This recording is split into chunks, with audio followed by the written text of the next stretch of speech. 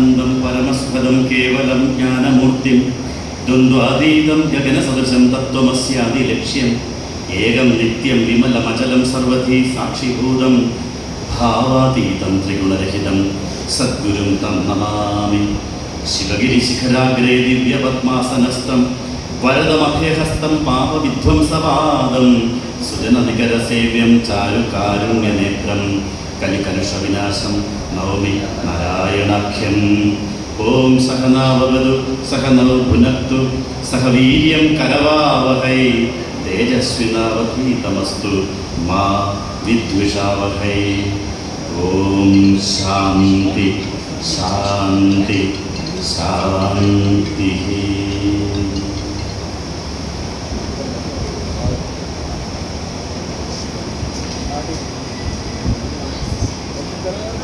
സമാധാനീയനായ ഈ യോഗത്തിൻ്റെ അധ്യക്ഷൻ, ഏറെ ബഹുമാനായ ഇതിൻ്റെ കോർഡിനേറ്റർ കൂടിയായ ശ്രീ OK അപ്പക്കുട്ടൻ അവർ, സംപൂജ്യനായ നമ്മുടെ ക്ഷേത്രത്തിൻ്റെ ആചാര്യൻ, എൻ്റെ പ്രിയ ഗുരുനാഥൻ ശ്രീമദ് ശിവബോധാനന്ദ സ്വാമിജി അവർ, ഏറെ ബഹുമാനായ ജയ്പൂർ ശ്രീനാരായണ ഗുരുധർമ്മ സമിതിയുടെ പ്രസിഡന്റ് ശ്രീ TN രവി അവർ,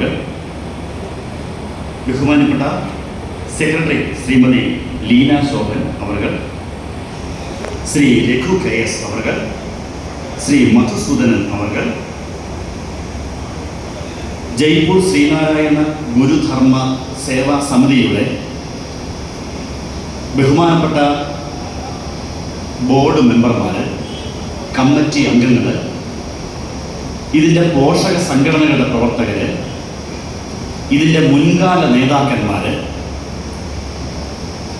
ക്ഷേത്രത്തിലെ വൈദിക കർമ്മങ്ങൾക്ക് നേതൃത്വം കൊടുക്കുന്ന ആദരണീയരായ വൈദികന്മാർ, വേദിയിലും സദസ്സിലുമുള്ള മറ്റു വിശിഷ്ട വ്യക്തികളെ, എന്നെ ശ്രവിക്കുന്ന ജയ്പൂരിലെ എൻ്റെ പ്രിയപ്പെട്ട അമ്മമാരെ, പിതാക്കന്മാരെ, സഹോദരി സഹോദരങ്ങളെ, വാത്സല്യമുള്ള കുഞ്ഞുങ്ങളെ, നിങ്ങൾക്കെല്ലാവർക്കും എൻ്റെ വിനീത പ്രണാമം.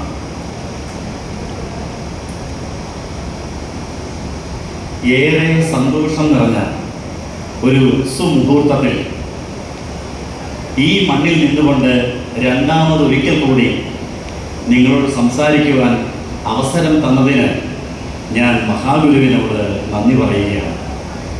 നീണ്ട 13 വർഷങ്ങൾക്ക് മുൻപാണ് ഈ വേദിയിൽ ആദ്യമായിട്ട് വരുവാനും എനിക്ക് നിങ്ങളോട് സംസാരിക്കുവാനും അവസരമുണ്ടായത്. അന്ന് ഈ ഓഡിറ്റോറിയം ഉണ്ടായിരുന്നില്ല. ഒരു താൽക്കാലിക ടെൻ്റ് ഉണ്ടാക്കി അവിടെയായിരുന്നു സ്റ്റേജും പരിപാടികളൊക്കെ അരങ്ങേറിയത്. അതിനുശേഷം ഇന്ന് ഇവിടെ വരാൻ സാധിച്ചത്, ഈ വലിയ മാറ്റങ്ങൾ കാണാൻ സാധിച്ചത്, നിങ്ങളൊക്കെ ഈ സമൂഹത്തോടും ഈ സംഘടനയോടും ഗുരുവിനോടും എത്രമാത്രം ആത്മാർത്ഥതയും ഭക്തിയും പുലർത്തുന്നു എന്ന് നേരിട്ട് ബോധ്യപ്പെടുവാൻ സാധിച്ചതിലൊക്കെയുള്ള എൻ്റെ ഹൃദയം നിറഞ്ഞ സന്തോഷം ഞാൻ അറിയിക്കുന്നു. ഇതിന് കാരണക്കാരായ എല്ലാ ആളുകളെയും ഹൃദയപൂർവ്വം അഭിനന്ദിക്കുകയും ചെയ്യുന്നു. കർത്തൃത്വ സാരഥേർഹേതോർ അനുമോദിതുമേവച കർമ്മണ ഭാഗിന പ്രത്യോ ഭൂയോ ഭൂയസി തത്ഫലം. ഭാഗവതത്തിൽ പറയുകയാണ്, ഇത്തരം ക്ഷേത്രാദി കാര്യങ്ങളിൽ, ഇത്തരം വിശുദ്ധമായ കാര്യങ്ങളിൽ ചെയ്യുന്നവനും ചെയ്യിക്കുന്നവനും ചെയ്യുന്നതിൽ സന്തോഷിക്കുന്നവനും ആരൊക്കെയാണോ ഇത്തരം കാര്യങ്ങളിൽ കൂടുന്നത് അവർക്കൊക്കെ അവരുടെ പ്രവൃത്തിയുടെ ഫലം കിട്ടിയിരിക്കും എന്ന് പറഞ്ഞാൽ, ചെയ്യുന്നവനും ചെയ്യിക്കുന്നവനും ചെയ്യുന്നതിൽ സന്തോഷിക്കുന്നവനും. അപ്പം നിങ്ങൾ ഇത്തരം കാര്യങ്ങളിൽ കൂടി ചേർന്ന് ഒന്ന് സന്തോഷിക്കുന്നത് പോലും ഈശ്വരാനുഗ്രഹത്തെ നിങ്ങൾക്ക് പ്രദാനം ചെയ്യുമെന്നാണ് എൻ്റെ അർത്ഥം. അപ്പൊ അങ്ങനെ ആ അനുഗ്രഹത്തിൽ എനിക്കും ഇന്ന് പങ്കാളിയാവാൻ സാധിച്ചു. പ്രിയപ്പെട്ടവരെ, നമ്മുടെ യോഗം വളരെ പതിവിലേറെ താമസിച്ചാണ് തുടങ്ങിയത്. ഒരർത്ഥത്തിൽ ഇത് അവസാനിപ്പിക്കേണ്ട സമയത്താണ് ഞാൻ തുടങ്ങാൻ പോകുന്നത് എന്നുള്ളതാണ് യാഥാർത്ഥ്യം. ഇങ്ങനെ അത് വലിയ കുഴപ്പമൊന്നുമില്ല. കാരണം ഇത്രയും വലിയ പരിപാടികളൊക്കെ സംഘടിപ്പിക്കുമ്പോൾ അതിലൊക്കെ അങ്ങനെ കയറി ഇറങ്ങിയൊക്കെ വരും. നമ്മളാരും അതിൽ പരിതപിച്ചിട്ട് കാര്യമൊന്നുമില്ല. എന്തായാലും വളരെ ചുരുങ്ങിയ സമയം കൊണ്ട് ചില കാര്യങ്ങൾ നിങ്ങളോട് സംസാരിക്കാമെന്നാണ് ഞാൻ വിചാരിക്കുന്നത്. നമ്മുടെ പ്രിയപ്പെട്ട സ്വാമിജി ഇന്നലെ മുതൽ നിങ്ങളോട് സംസാരിച്ചു. ഞാൻ അദ്ദേഹത്തിൻ്റെ രാവിലത്തെ ആ സർവേശ്വര പൂജയിൽ സമയത്താണ് എത്തിച്ചേരുന്നത്. ആദ്യ അവസാനം അതിൽ പങ്കെടുത്ത ആളുകളുടെ ആ മുഖം മതിയായിരുന്നു അവിടെ അനുഗ്രഹം ഉണ്ടായി, ഗുരുവിൻ്റെ അനുഗ്രഹം അമൃതവർഷമായിട്ട് ലഭിച്ചു എന്ന് മനസ്സിലാക്കുന്നതിന് വേണ്ടി. കാരണം അത്രയും നീണ്ട ഒരു പൂജയിൽ പങ്കെടുത്തവരാരും ക്ഷീണിച്ചിട്ടില്ല, മടുത്തിട്ടില്ല, വളരെ എനർജറ്റിക്കായിട്ട് തന്നെ പങ്കെടുക്കുന്നുണ്ട്. എന്ന് വെച്ചാൽ അതിലൊരു ചൈതന്യമുണ്ടെന്നാണ് നമ്മൾ മനസ്സിലാക്കേണ്ടത്. സ്വാമിജി പറഞ്ഞതുപോലെ തന്നെ എനിക്ക് വർഷങ്ങൾക്ക് മുമ്പ് മുതലേ സ്വാമിയെ അറിയാം. ഒത്തിരി സന്യാസിമാരെ എനിക്ക് പരിചയമുണ്ട്. പക്ഷെ ഒരു കാര്യം ഞാൻ പറയാം, തൻ്റെ ഉള്ളിൽ എന്താണോ അത് തന്നെ പുറത്തും പ്രകടിപ്പിക്കുന്ന, നാട്യങ്ങളില്ലാത്ത, സത്യത്തെ അകത്തും പുറത്തും ഒരുപോലെ നിലനിർത്തിക്കൊണ്ട് നമ്മളോട് സംവദിക്കുന്നത് അപൂർവം ചില സന്യാസിമാരിൽ ഒരാളാണ് ശ്രീമദ് ശിവബോധാനന്ദ സ്വാമിജി. അദ്ദേഹം അകത്ത് എന്ത് തന്നെയാണ് അത് തന്നെയാണ് പുറത്ത്. അദ്ദേഹം പറയുന്ന വാക്കുകളൊക്കെ ചിലപ്പോൾ നമുക്ക് തോന്നും ഒരു സന്യാസിമാർ ഇങ്ങനെയൊക്കെ സംസാരിക്കാമോ എന്ന്. പക്ഷേ അതാണ് തൻ്റെ ഉള്ളിലുള്ളത് തന്നെയാണ് പുറത്ത്. യാതൊരു ഏച്ചുകെട്ടലുമില്ലാതെ, ജാടകളില്ലാതെ സത്യസന്ധമായിട്ട് സംവദിക്കുന്ന ഒരു ഗുരു. അതുകൊണ്ട് തന്നെ അദ്ദേഹത്തിൻ്റെ കൂടെ ഈ വേദിയിൽ നിൽക്കാൻ എനിക്ക് വലിയ സന്തോഷമുണ്ട്.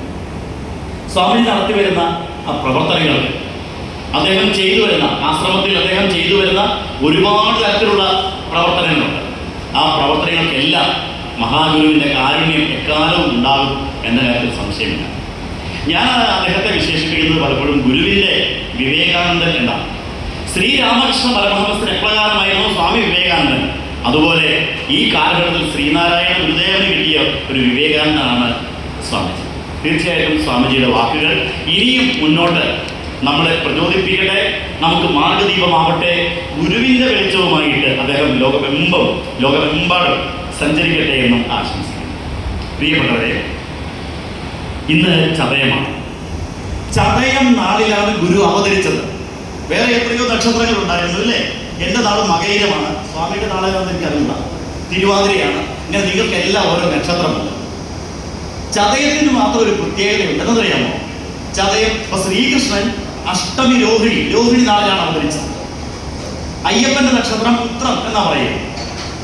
സുബ്രഹ്മണ്യൻ്റെത് പൂയം നക്ഷത്രം എന്നാ പറയാം, തൈപ്പൂയം എന്നാണ് പറയുന്നത്. ഓരോ ദേവന്മാർക്കും ഓരോ നാളുകളുണ്ട്. ശ്രീനാരായണ ഗുരുദേവന്റെ ചതയമാണ്. ചതയം എന്ന വാക്ക് നക്ഷത്രം ഉണ്ടായത് 100 നക്ഷത്രങ്ങളുടെ കൂട്ടം, ശതഭിഷക് എന്ന വാക്കിൽ നിന്നാണ് ചതയം എന്ന വാക്ക് നക്ഷത്രം ഉണ്ടായത്. 100 നക്ഷത്രങ്ങൾ എന്ന് പറഞ്ഞാൽ ഭിഷക് എന്ന് പറഞ്ഞാൽ ഭിഷക്കുരൻ, വൈദ്യൻ. 100 കണക്കിന് വൈദ്യന്മാരായി എന്ന് പറഞ്ഞാൽ ഗുരു അവതരിക്കുന്ന കാലഘട്ടത്തിലെ 100 കണക്കിന് സാമൂഹിക രോഗങ്ങളെ ചികിത്സിച്ചു മാറ്റുവാൻ വേണ്ടി അവതരിച്ച മഹാവൈദ്യൻ, വൈദ്യന്മാരുടെ വൈദ്യനായിരുന്നു ശ്രീനാരായണ ഗുരുദേവൻ. ബാക്കി എല്ലാ അവതാരങ്ങൾക്കും ഏതെങ്കിലും ഒരു അസുരനെ ഇല്ലാതാക്കിയാൽ മതിയായിരുന്നു. ശരിയല്ലേ? ഇപ്പൊ ശ്രീരാമൻ അവതരിച്ചത് ആരെ നിഗ്രഹിക്കുന്നതിന് വേണ്ടിയാണ്? ശ്രീരാമൻ ഇവിടെ അവതരിച്ചത് ആരെ നിഗ്രഹിക്കുന്നതിന് വേണ്ടിയാണ്? നിങ്ങളുടെ ഇരിപ്പ് വേണ്ടതൊന്നുമില്ല, ഇതൊക്കെ ഞാനിപ്പോൾ ഉണ്ടാക്കി പറയുന്നതാണ്. ആരെ നിഗ്രഹിക്കുന്നതിന് വേണ്ടി? രാവണനെ നിഗ്രഹിക്കുന്നതിന് വേണ്ടിയാണ്. കൃഷ്ണൻ അവതരിച്ചത് കംസനെ കൊടുത്തിട്ടാണ്. ഈ കംസന് കൃഷ്ണന് ബന്ധമുണ്ട്. അമ്മാവനാണ്. എന്റെ മരുമൻ ഒരിക്കലും എന്ത് പറഞ്ഞു? മാമ എന്നെ കൃഷ്ണനാക്കി മാറ്റരുത് കേട്ടോ. അങ്ങനെയാണ്. അപ്പൊ അമ്മാവനെ കംസനെ കൊല്ലുന്നതിന് വേണ്ടി. കാളി അവതരിച്ചത് എന്തിനു വേണ്ടിയായിരുന്നു? ദാരികനെ കൊല്ലുന്നതിന് വേണ്ടി. അപ്പൊ ശത്രു സംഹാര മൂർത്തികളാണ് അവരെല്ലാവരും. ശത്രു സംഹാരം ചെയ്തുകൊണ്ട് ധർമ്മ സംസ്ഥാപനാർത്ഥായ ധർമ്മത്തെ പുനഃസ്ഥാപിക്കുക. അതുകൊണ്ടാണ് കേട്ടോ ഈ രണ്ടാളുകൾ തമ്മിൽ വഴക്കൂടുന്നത് നിങ്ങൾ കാണാറുണ്ടല്ലോ. പരസ്പരം നമ്മളാണ് വഴക്കൂടാറുണ്ട്. അങ്ങനെ രണ്ടുപേരും തമ്മിൽ വഴക്കൂടുന്ന സമയത്ത് ഈ രണ്ടിലൊരാളെ തീർക്കണം എന്ന് നിങ്ങൾക്ക് ആർക്കെങ്കിലും ഒരു ആഗ്രഹം ഉണ്ടെങ്കിൽ ഒരു മന്ത്രമുണ്ട്. ആ മന്ത്രം ഇങ്ങനെയാണ്: രാമ രാവണ കാളി ദാരിക ബാലി സുഗ്രീവ കീരി പാമ്പ് കടി എന്ന് പറഞ്ഞ് നഖം കൂട്ടി വരസിയാൽ രണ്ടിലൊന്ന് തീർന്നു കിട്ടും. ദൈവമേ, ചിലരൊക്കെ അവർക്ക് ഒന്ന് എഴുതി വെക്കാറുണ്ടല്ലേ? എപ്പോഴും ആവശ്യമുള്ള കാര്യമാണ്. അതാണ് ഒന്നൊന്നിനെ തീർത്താലേ. അങ്ങനെയാണ് ധർമ്മത്തെ പുനഃസ്ഥാപിച്ചത്. ഇവിടെ ഗുരു ഒരസുരനായിരുന്നില്ല, ഒരുപാട് അസുരന്മാരെ, 100 കണക്കിന് അസുരന്മാരെ ഇല്ലാതാക്കുവാനാണ് ശതഭിഷൻ. 100 കണക്കിന് വൈദ്യൻ സംഹരിക്കുന്നയാളല്ല. വൈദ്യൻ ആരാണ്? ചികിത്സിച്ച് സുഖപ്പെടുത്തുക. അതാണ് വൈദ്യന്റെ രീതി. ഒന്നിനെ സംഹരിക്കാതെ നോക്കൂ, ശ്രീനാരായണ ഗുരുദേവൻ ഇവിടെ അവതരിച്ചത് ഒരു തുള്ളി ചോര ചിന്താതെ. അതാണ് നാം തിരിച്ചറിയേണ്ട ഗുരുവിന്റെ ഏറ്റവും വലിയ മഹത്വം. അതാണ് ഒരു തുള്ളി ചോര ചിന്താതെ, ആരുടെയും കണ്ണിൽ ഒരു തുള്ളി കണ്ണീര് വീഴ്ത്തുവാൻ ഇടയാവാതെ ഈ ലോകത്തെ പരിവർത്തനം ചെയ്ത മഹാവൈദ്യനായിരുന്നു ശ്രീനാരായണ ഗുരുദേവൻ. അങ്ങനെ ഗുരുവിന് മാത്രമേ സാധിച്ചിട്ടുള്ളൂ. അതാണ് ഗുരുവിന്റെ പ്രത്യേകത. അങ്ങനെ ഒരു അവതാരം ഗുരു മാത്രമാണ്. ബാക്കി എല്ലാവരും ചോരപ്പുഴകളുടെ പിൻബലത്തിലൂടെയാണ് മാറ്റങ്ങൾ വരുത്തിയതെങ്കിൽ ഗുരു മാത്രമാണ് ലോകത്തെ ഒരു തുള്ളി ചോര വീഴ്ത്താതെ സമാധാനത്തിന്റെയും ശാന്തിയുടെയും വഴിത്താരയിലൂടെ ലോകത്തെ പരിവർത്തനം ചെയ്ത ഏക ഗുരുവാണ് ശ്രീനാരായണ ഗുരുദേവൻ. അപ്പൊ ഗുരുവിനെ നമ്മൾ സത്യസന്ധമായിട്ട് പഠിക്കേണ്ടതുണ്ട്, സത്യസന്ധമായിട്ട് അറിയേണ്ടതുണ്ട്, മനസ്സിലാക്കേണ്ടതുണ്ട്. അങ്ങനെ മനസ്സിലാക്കി ആ ഗുരുവിനെ നമ്മൾ ഓരോരുത്തരും ഏറ്റെടുക്കുകയും നമ്മളിൽ നിന്ന് ഈ ഗുരുവിനെ ലോകം മുഴുവൻ കൊടുക്കുകയും ചെയ്യുമ്പോഴാണ് ഈ ലോകം ശാശ്വതമായ സമാധാനത്തിലേക്ക്, അതായത് ഗുരുവിന്റെ അവതാര ദൗത്യം എന്താണെന്ന് ഗുരു പ്രഖ്യാപിച്ചിട്ടുണ്ട്. ഏവരും സോദരത്വേന വാഴുന്ന ഒരു മാതൃകാസ്ഥാനം. സോദരൻ ആരാണ്? ഒരമ്മയുടെ ഉദരത്തിൽ പുറത്തവരാണ്. അപ്പോ എല്ലാവരും ഒരമ്മയുടെ മക്കളെ പോലെ ജീവിക്കുന്ന ഒരു മാതൃകാ സ്ഥാനത്തെ സൃഷ്ടിക്കുക. അപ്പൊ ആ അവതാര ദൗത്യത്തെ പൂർത്തീകരിക്കേണ്ടവരാണ് നമ്മൾ ഓരോരുത്തരും. അപ്പൊ നമ്മൾ എന്താ ചെയ്യേണ്ടത്? ഗുരുവിനെ അറിയുക, അറിഞ്ഞ ഗുരുവിനെ ലോകത്തിന് പ്രദാനം ചെയ്യുക. അതാണ്. അപ്പൊ ഇവിടെ 18 വർഷങ്ങൾക്ക് മുമ്പ് സ്വാമിജിയെ കൊണ്ട് നിങ്ങൾ പ്രതിഷ്ഠ നടത്തിക്കൊണ്ട് ഒരു ഗുരുവിന്റെ പ്രതിമയെ, ഒരു വിഗ്രഹത്തെ ഇവിടെ സ്ഥാപിച്ചിട്ടുണ്ടെങ്കിൽ ഈ നാട്ടിലുള്ളവർക്ക് ഗുരുവിനെ അറിയാനാണ്. കേവലം നിങ്ങൾക്ക് മാത്രമല്ല, എല്ലാവർക്കും ഗുരുവിനെ കൊടുക്കുവാൻ വേണ്ടിയാണ്. അപ്പൊ ഗുരുവിനെ സത്യസന്ധമായിട്ട് പഠിക്കലാണ് നമ്മുടെ കർത്തവ്യം എന്ന് പറയുന്നത്. കാരണം ഗുരു ആരാണ്? ഗുരു ആരാണ്? സ്വാമിജി എത്രയോ വട്ടം നിങ്ങളോട് പറഞ്ഞു കഴിഞ്ഞു. ഗുരു ആരാണ്? ഗുരു വളരെ ഭംഗിയായിട്ട് അത് പ്രതിപാദിച്ചിട്ടുണ്ട്. തന്റെ യഥാർത്ഥ സ്വരൂപം എന്താണെന്ന് ഗുരു നമ്മളെ പഠിപ്പിച്ചിട്ടുണ്ട്. ഗുരുവിന്റെ യഥാർത്ഥ സ്വരൂപം ഏതാണ്? നമ്മൾ സ്വാമി മുമ്പ് പറഞ്ഞില്ലേ, തലശ്ശേരി ജഗന്നാഥ ക്ഷേത്രത്തിന്റെ മുറ്റത്താണ് ഗുരുവിന്റെ ആദ്യത്തെ വിഗ്രഹ രൂപത്തിലുള്ള, പ്രതിമാ രൂപത്തിലുള്ള പ്രതിഷ്ഠ നടക്കുന്നത്. ആ പ്രതിഷ്ഠയ്ക്ക് ശില്പിയായത് ഇറ്റലിക്കാരനായ തവർലിയായിരുന്നു. അപ്പോ ഈ തവർലി പറഞ്ഞു, ഗുരുവിന്റെ ഒരു ഫോട്ടോ കിട്ടിയാലേ എനിക്കത് ചെയ്യാൻ പറ്റുള്ളൂ, കാരണം ഞാൻ ഗുരുവിന്റെ പ്രതിമ കണ്ടിട്ടില്ലല്ലോ, ഒരു ഫോട്ടോ വേണം. അങ്ങനെ തവർലിക്ക് കൊടുക്കാൻ വേണ്ടി ഒരു ഫോട്ടോ എടുക്കാൻ ശേഖരൻ എന്ന ഒരു ഫോട്ടോഗ്രാഫർ ശിവഗിരിയിലേക്ക് വരുന്നു. കണ്ണൂരുകാരനാണ്. ശേഖരൻ വന്നു, ഗുരുവിനെ നമസ്കരിച്ച് മാറി നിന്നു. ഗുരു ചോദിച്ചു, എന്താ ശേഖര വിശേഷം? അപ്പോൾ സ്വാമി അങ്ങേ ഒരു പ്രതിമ വയ്ക്കാൻ വേണ്ടി തലശ്ശേരിക്കാർ തീരുമാനിച്ചു, ഒരു ഫോട്ടോ എടുക്കാൻ വേണ്ടി വന്നതാണ്. ഇപ്പൊ ഗുരു വളരെ ശാന്തരായിട്ട്, ഗുരു അങ്ങനെയാണ്, എപ്പോഴും നീണ്ട കാര്യങ്ങളൊന്നും പറയുന്നൊന്നുമില്ല. ഗുരു വളരെ ശാന്തരായിട്ട് ശേഖരൻ ചോദിക്കണം, ശേഖര, ഈ മാവിന്റെ കൊമ്പിൽ കിടക്കുന്ന പഴം കാണാൻ പറ്റുമോ നിനക്ക്? ശേഖരൻ നോക്കിയപ്പോൾ ആ മാവിന്റെ കൊമ്പിൽ ഒരു മാങ്ങാപ്പഴം കിടക്കുന്നുണ്ട്. സ്വാമി കാണാൻ പറ്റുന്നുണ്ട്. അതിന്റെ പടം എടുക്കാൻ പറ്റുമോ ഈ ക്യാമറയ്ക്ക്? ശേഖരൻ മനസ്സിൽ വിചാരിച്ചു കാണുമല്ലേ, ഈ സ്വാമിക്ക് ഈ ക്യാമറയെ കുറിച്ചൊന്നും വലിയ പിടിയൊന്നുമില്ല, അല്ല പിന്നെ ഇങ്ങനത്തെ ചോദ്യം ചോദിക്കട്ടെ കാര്യമുള്ളൂ. എന്റെ സ്വാമി അതിനെന്നാ പ്രയാസം? നേരെ ആ മാമ്പഴത്തെ നോക്കി ക്യാമറ ഫോക്കസ് ചെയ്യുക, ഒന്ന് ക്ലിക്ക് ചെയ്യുക, ഫോട്ടോ കിട്ടും. അപ്പൊ ഗുരു ചോദിക്കുകയാണ്, ശേഖര, മാമ്പഴത്തിന്റെ പുറമേയുള്ള പടമല്ല നമുക്ക് വേണ്ടത്, മാമ്പഴത്തിന്റെ പുറമേയുള്ള പടമല്ല വേണ്ടത്, അതിന്റെ രസപ്പടം എടുക്കാൻ പറ്റുമോ ഈ ക്യാമറയ്ക്ക്? മാമ്പഴത്തെ കുറിച്ച് അറിയണമെങ്കിൽ ഫോട്ടോ കാണിച്ചാൽ മതിയാകുമോ? അപ്പൊ നിങ്ങളോട് ഞാൻ പറയാണ്, എന്റെ നാട് ഇടുക്കിയിലാണ്, നല്ല ഒന്നാന്തരം മാമ്പഴങ്ങളുണ്ട്, മൈലാപ്പൂർ മാങ്ങയുണ്ട്, അതിന്റെ രുചി ഭയങ്കരമാണ്, അസാധ്യമായ മധുരമാണ്, തേൻ പോലെ മധുരിക്കും എന്നൊക്കെ എന്നാ വാചകം അടിച്ചാലും നിങ്ങൾക്കത് അനുഭവിക്കണമെങ്കിൽ, ശരിയായിട്ട് മനസ്സിലാകണമെങ്കിൽ എന്ത് വേണം? ഒരു കഷ്ണം മാമ്പഴം നമ്മുടെ നാവിലൂടെ, നമ്മുടെ രുചിയിലൂടെ, നമ്മുടെ അറിവിന്റെ ബോധത്തിന്റെ ഭാഗമായി മാറണം. ശരിയോ തെറ്റോ? പാൽപ്പായസത്തെ കുറിച്ച് എത്ര പറഞ്ഞാലും ശരിയായിട്ട് ചെയ്യാവില്ല. ഒരു ഗ്ലാസ് പായസം വരയിലെത്തണം. ഒരു കുന്നു പഞ്ചസാര കുത്തിയിട്ടാലും ഒരു നുള്ളു പഞ്ചസാര നാവിലെത്താതെ മധുരം മനസ്സിലാകുന്നോ? ഇല്ല. അപ്പൊ ഗുരു ഇതൊന്നും ഗുരു വ്യാഖ്യാനിച്ചില്ല കേട്ടോ. ഗുരു വളരെ ശാന്തരായിട്ട് ഇരുന്ന് കൊടുക്കുന്നു. അപ്പൊ ശേഖരന് മനസ്സിലായി, ഗുരുവിന്റെ പണം എന്ന് പറയുന്നത് പുറമേയുള്ളത്, നമ്മൾ അറിയേണ്ടത് ഗുരുവിനെ അനുഭവത്തിലൂടെയാണ്. ശേഖരൻ ഒന്നും വേണ്ടിയില്ല, ക്യാമറ താഴെ വെച്ച് സാഷ്ടാംഗം നമസ്കരിച്ച് എന്നിട്ട് ഗുരു ചോദിക്കുകയാണ്, ശേഖര, ഒരു വശം തിരിഞ്ഞിരിക്കുന്ന പടമല്ലേ വേണ്ടത്? ഏതാ? ശില്പി ഇറ്റലിക്കാരനായ തവർലി പറഞ്ഞു വിട്ടാക്കിയത് അങ്ങനെയാണ്. കാരണം എന്താ, ഒരു പ്രതിമയുണ്ടാക്കാൻ പറ്റിയ മോൾഡ് രൂപീകരിക്കണമെങ്കിൽ ഒരു വശത്തിന്റെ പടം വേണം. നമ്മുടെയൊക്കെ പഴയ കാലത്തെ വീട്ടിൽ ഇപ്പോഴുള്ള ഫോട്ടോ ഉണ്ട് കേട്ടോ. പൂർവ്വം ചില വീടുകളിലൊക്കെ ഒരു വശം തിരിഞ്ഞിരിക്കുന്ന ഗുരുവിന്റെ ഫോട്ടോ ഉണ്ട്. അന്ന് ശേഖരന്റെ പടമാണ്. പറഞ്ഞു വന്നത്, ഗുരുവിനെ അറിയണമെങ്കിൽ ഈ പുറമേയുള്ള ഫോട്ടോയിൽ കൂടി പോരാ. എന്ത് വേണം? ഗുരുവിന്റെ രസപ്പടം. ആ രസം എന്ന് പറയുന്നത് എന്താണ്?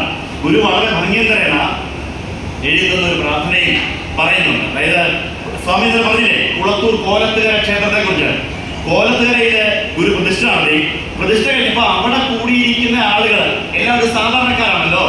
സാധാരണക്കാർക്ക് വേണ്ടി ഒരു പ്രാർത്ഥന എഴുതി കൊടുത്തു. അതാണ് കോല തീരേശ സ്തവം. ഇവിടെ ചൊല്ലിയില്ലേ, കാലാശ്രയമെന്നായണയുന്നോർക്കനുകൂലൻ ബാലാക്ഷനധർമ്മിഷ്ടരിലക്ഷം പ്രതികൂലൻ പാലിക്കണമെന്നെ പരിചോടിന്നു കുളത്തൂർ കോലത്തുകര കോവിൽ വാഴും പരമേശൻ. അറിയാമോ? ചൊല്ലാറുണ്ടോ? അങ്ങനെ ഒരു പ്രാർത്ഥന എഴുതിക്കൊള്ളൂ. സാധാരണക്കാർക്ക് വേണ്ടിയുള്ളതാണ്. മാലുള്ളതുരപ്പാൻ കഴിവില്ല ശിശുവിന്റെ ധ്വനിയാണെന്റെ പുലമ്പൽ ആലംബനമാമെങ്കിലും അംബാസമമിന്നൻ കോലത്തുകര കോവിൽ വാഴും പരമേശൻ. അങ്ങനെ ഒരു സാധാരണക്കാർക്ക് അവർക്ക് വേണ്ടി ഒരു പ്രാർത്ഥന. അപ്പോ മാധു പുത്രക്കാരൻ എന്ന് പറഞ്ഞ ഒരാൾ എഴുതുന്നത് പറയുന്നത്, സ്വാമി എനിക്ക് ഇമാതിരി ഈ സ്തോത്രത്തോടൊന്നും വലിയ താല്പര്യമൊന്നുമില്ല, ഇതൊക്കെ സാധാരണക്കാർക്ക് പറ്റിയ പാട്ടാണ്, എനിക്ക് വേണ്ടി ഏതാ ഇച്ചിരി നിലവാരം കൂടിയ എനിക്ക് അതിന് പറ്റിയ ഒരു പ്രാർത്ഥന വേണം. സാധാരണക്കാർക്കുള്ളതല്ല, ഇച്ചിരി കൂടെ കൂടിയ ആളുകൾക്ക് വേണ്ടി ഒരു എന്റെ നിലവാരത്തിന് ചോദിച്ചൊരു പ്രാർത്ഥന. അപ്പൊ ഗുരു അങ്ങനെയാണോ? ഒരു പേന എടുക്കാൻ പറഞ്ഞു, പേപ്പർ എടുക്കാൻ പറഞ്ഞു. ആ സമയത്ത് എഴുതി കൊടുത്തൊരു പ്രാർത്ഥനയുണ്ട്. ഏതാ? ഇത്തിരിയും കൂടെ ഉയർന്ന് ചിന്തിക്കുന്നവർക്ക് വേണ്ടിയുള്ള ഒരു പ്രാർത്ഥന. ഏതാ പ്രാർത്ഥന അറിയാമോ? ഏതാ പ്രാർത്ഥന അറിയാമോ? ആ പ്രാർത്ഥനയാണ് ഗദ്യപ്രാർത്ഥന. വായിച്ചില്ലേ? കാണപ്പെടുന്നതൊക്കെയും സ്ഥൂലം, സൂക്ഷ്മം, കാരണം എന്നീ 3 രൂപങ്ങളോട് കൂടിയതും പരമാത്മാവിൽ നിന്നുണ്ടായി അതിൽ തന്നെ ലയിക്കുന്നതാകും. ആ പ്രാർത്ഥനയിൽ ഗുരു തന്റെ സ്വരൂപത്തെ, തന്റെ മാത്രമല്ല ഈ പ്രപഞ്ചത്തിന്റെ നമ്മുടെ യഥാർത്ഥ സ്വരൂപത്തെ വ്യക്തമാക്കുന്നുണ്ട്. അതിൽ ഗുരു പറയുന്നുണ്ട്, നാം ശരീരമല്ല അറിവാകുന്നു. ശരീരം ഉണ്ടാകുന്നതിന് മുൻപിലും അറിവായി നാം ഉണ്ടായിരുന്നു. ഇനി ഇതൊക്കെയും ഇല്ലാതെ പോയാലും നാം ഇപ്രകാരം പ്രകാശിച്ചുകൊണ്ട് തന്നെ ഇരിക്കും. നാം ഇപ്രകാരം പ്രകാശിച്ചുകൊണ്ട് തന്നെ ഇരിക്കും. നാം പ്രകാശമാണ്. എന്തിന്റെ പ്രകാശം? അറിവിന്റെ പ്രകാശം. ഗുരു സ്വയം വെളിപ്പെടുത്തിയാകില്ലേ, നമ്മൾ ഓരോരുത്തരും ആ സത്യത്തിലേക്ക് ഉയരണമെന്നാണ് ഗുരു ആഗ്രഹിക്കുന്നത്. നാം പ്രകാശമാണ്, ഗുരു മഹാപ്രകാശമാണ്. ആ പ്രകാശം നമ്മളിലൂടെ വിശ്വത്തിന്റെ പരമപ്രകാശമാണ് എന്ന് തിരിച്ചറിയുന്ന അവസ്ഥ. അതാണ് ഗുരു എഴുതിയ ആ നിലവാരമുള്ള പ്രാർത്ഥന എന്ന് പറയുമ്പോൾ. ബാക്കിയുള്ള പ്രാർത്ഥന എല്ലാവരും അർത്ഥം അവിടെ ഗുരു വളരെ വ്യക്തമായിട്ട് പറയുകയാണ്, നാം ശരീരമല്ല. അപ്പൊ ഇവിടെ ഇരിക്കുന്ന ശരീരത്തിന്റെ പ്രതിമയാണ്, ശരീരത്തിന്റെ പടമാണ്, ശരീരത്തിന്റെ ചിത്രമാണ് നമ്മൾ പൂജിക്കുന്നതും ആരാധിക്കുന്നതും ഒക്കെ. ഗുരു പറയുന്നു, ഈ ശരീരത്തിനപ്പുറത്താണ് യഥാർത്ഥ നാം. ആ സ്വരൂപം എന്താണ്? അറിവിന്റെ സ്വരൂപമാണ്. പ്രിയപ്പെട്ടവരെ, നിങ്ങൾ ഓരോരുത്തരും ഗുരുവിന്റെ അറിവിന്റെ സ്വരൂപത്തെ ആരാധിക്കണം. ഗുരുവിന്റെ അറിവിന്റെ സ്വരൂപം നമ്മളിലേക്ക് എത്തിക്കണം. അതിനുള്ള പ്രവർത്തനങ്ങളാണ് നമ്മൾ ഏറ്റെടുക്കേണ്ടത്. അതിനുള്ള പ്രവർത്തനങ്ങളും പരിശീലനങ്ങളുമാണ് ഈ കൂട്ടായ്മയിലൂടെ നമ്മൾ ചെയ്യേണ്ടത്. അപ്പൊ അതിന് വേണ്ട കാര്യങ്ങൾ നമുക്ക് സ്വാമി പറഞ്ഞു തന്നിട്ടുണ്ട്. ബാക്കി കാര്യങ്ങളൊക്കെ നമുക്ക് ചർച്ച ചെയ്യാം. എന്തായാലും ഗുരുവിനെ അറിയുക എന്നുള്ളതിനാണ് പരമ പ്രാധാന്യം നമ്മൾ കൊടുക്കേണ്ടത്. അറിയുക എന്ന് പറഞ്ഞു കഴിഞ്ഞാൽ ഏതൊക്കെ രീതിയിലാണ് നമ്മൾ ഗുരുവിനെ അറിയേണ്ടത്? ഗുരുവിനെ അറിയാനുള്ള മാർഗങ്ങൾ ഏതൊക്കെയാണ്? ഗുരുവിനെ അറിയാൻ പല മാർഗങ്ങളുണ്ട്. അതിൽ ഏറ്റവും പ്രധാനപ്പെട്ട മാർഗം എന്ന് പറയുന്നത്, ഒന്ന്, സാധാരണക്കാരായ നമ്മളെ സംബന്ധിച്ച് അതിനുള്ള ഏറ്റവും കരണീയമായ മാർഗം എന്ന് പറയുന്നത് ഗുരു സ്ഥാപിച്ച ക്ഷേത്രങ്ങളിലൂടെ ഒന്ന് സഞ്ചരിക്കുക എന്നുള്ളത് തന്നെയാണ്. ഗുരു സ്ഥാപിച്ച അമ്പലങ്ങളിലൂടെ ആ യാത്രയിൽ നമുക്ക് ഗുരുവിനെ കണ്ടുകൊണ്ടാൻ പറ്റും, ഗുരുവിനെ അറിയാൻ പറ്റും. ഞാൻ കഴിഞ്ഞ മെയ് മാസത്തില് UK-യിലായിരുന്നു. അവിടുത്തെ ഒരു ശ്രീനാരായണ കൺവെൻഷൻ, ആദ്യമായിട്ട് യൂറോപ്പിൽ ഒരു ശ്രീനാരായണ കൺവെൻഷനിൽ പങ്കെടുക്കാൻ വേണ്ടി UK-യിൽ പോയി. അപ്പൊ അവിടെ ആ വേദിയിൽ ഓക്സ്ഫോർഡ് യൂണിവേഴ്സിറ്റിയിലെ പ്രൊഫസറായിരുന്ന ഡോക്ടർ അലക്സ് ഗ്യാത്ത് എന്ന ഒരു സായിപ്പുണ്ടായിരുന്നു. അദ്ദേഹം എൻ്റെ പ്രഭാഷണത്തിന് ശേഷം അദ്ദേഹം നേരെ വേദിയിൽ ഇരിപ്പുണ്ടായിരുന്നു. അദ്ദേഹത്തിൻ്റെ പ്രസംഗത്തിന് വെല്ലുവിളിച്ചു. അപ്പോൾ ഈ അലക്സ് ഗ്യാത്ത് എന്നൊരു സായിപ്പ് ഒരു 10-70 വയസ്സൊക്കെ ഉണ്ടാവും. തൻ്റെ ഒരു ലെതർ ബാഗ് കേട്ട് വന്ന് ബാഗ് സമീപത്ത് വെച്ചിട്ട് പതിയെ തൻ്റെ സ്പീച്ച്, തൻ്റെ പ്രസംഗം ആരംഭിച്ചു. ഈ ഓക്സ്ഫോർഡ് യൂണിവേഴ്സിറ്റിയുടെ പ്രൊഫസറായിരുന്ന ഈ മനുഷ്യൻ വളരെ മനോഹരമായിട്ട് ശ്രീനാരായണ ഗുരുദേവനെ കുറിച്ച് സംസാരിക്കുകയാണ്. അപ്പം ആ നാട്ടുകാരായ ലണ്ടനിലും ഇംഗ്ലണ്ടിലും ഒക്കെയുള്ള ആളുകൾ ഇങ്ങനെ അത്ഭുതത്തോടെ നോക്കിയിരിക്കുകയാണ്. ഈ അലക്സ് ഗ്യാത്ത് ആ നാട്ടിൽ ജീവിച്ച ഒരാളാണ്. അപ്പൊ ഇവരൊക്കെ അത്ഭുതപ്പെടുകയാണ്, ദൈവമേ നമ്മളെ കഴിഞ്ഞുമൊക്കെ എത്രയോ ആഴത്തിലാണ് ഇദ്ദേഹം അറിഞ്ഞിരിക്കുന്നത്, ഇദ്ദേഹം മനസ്സിലാക്കിയിരിക്കുന്നത്.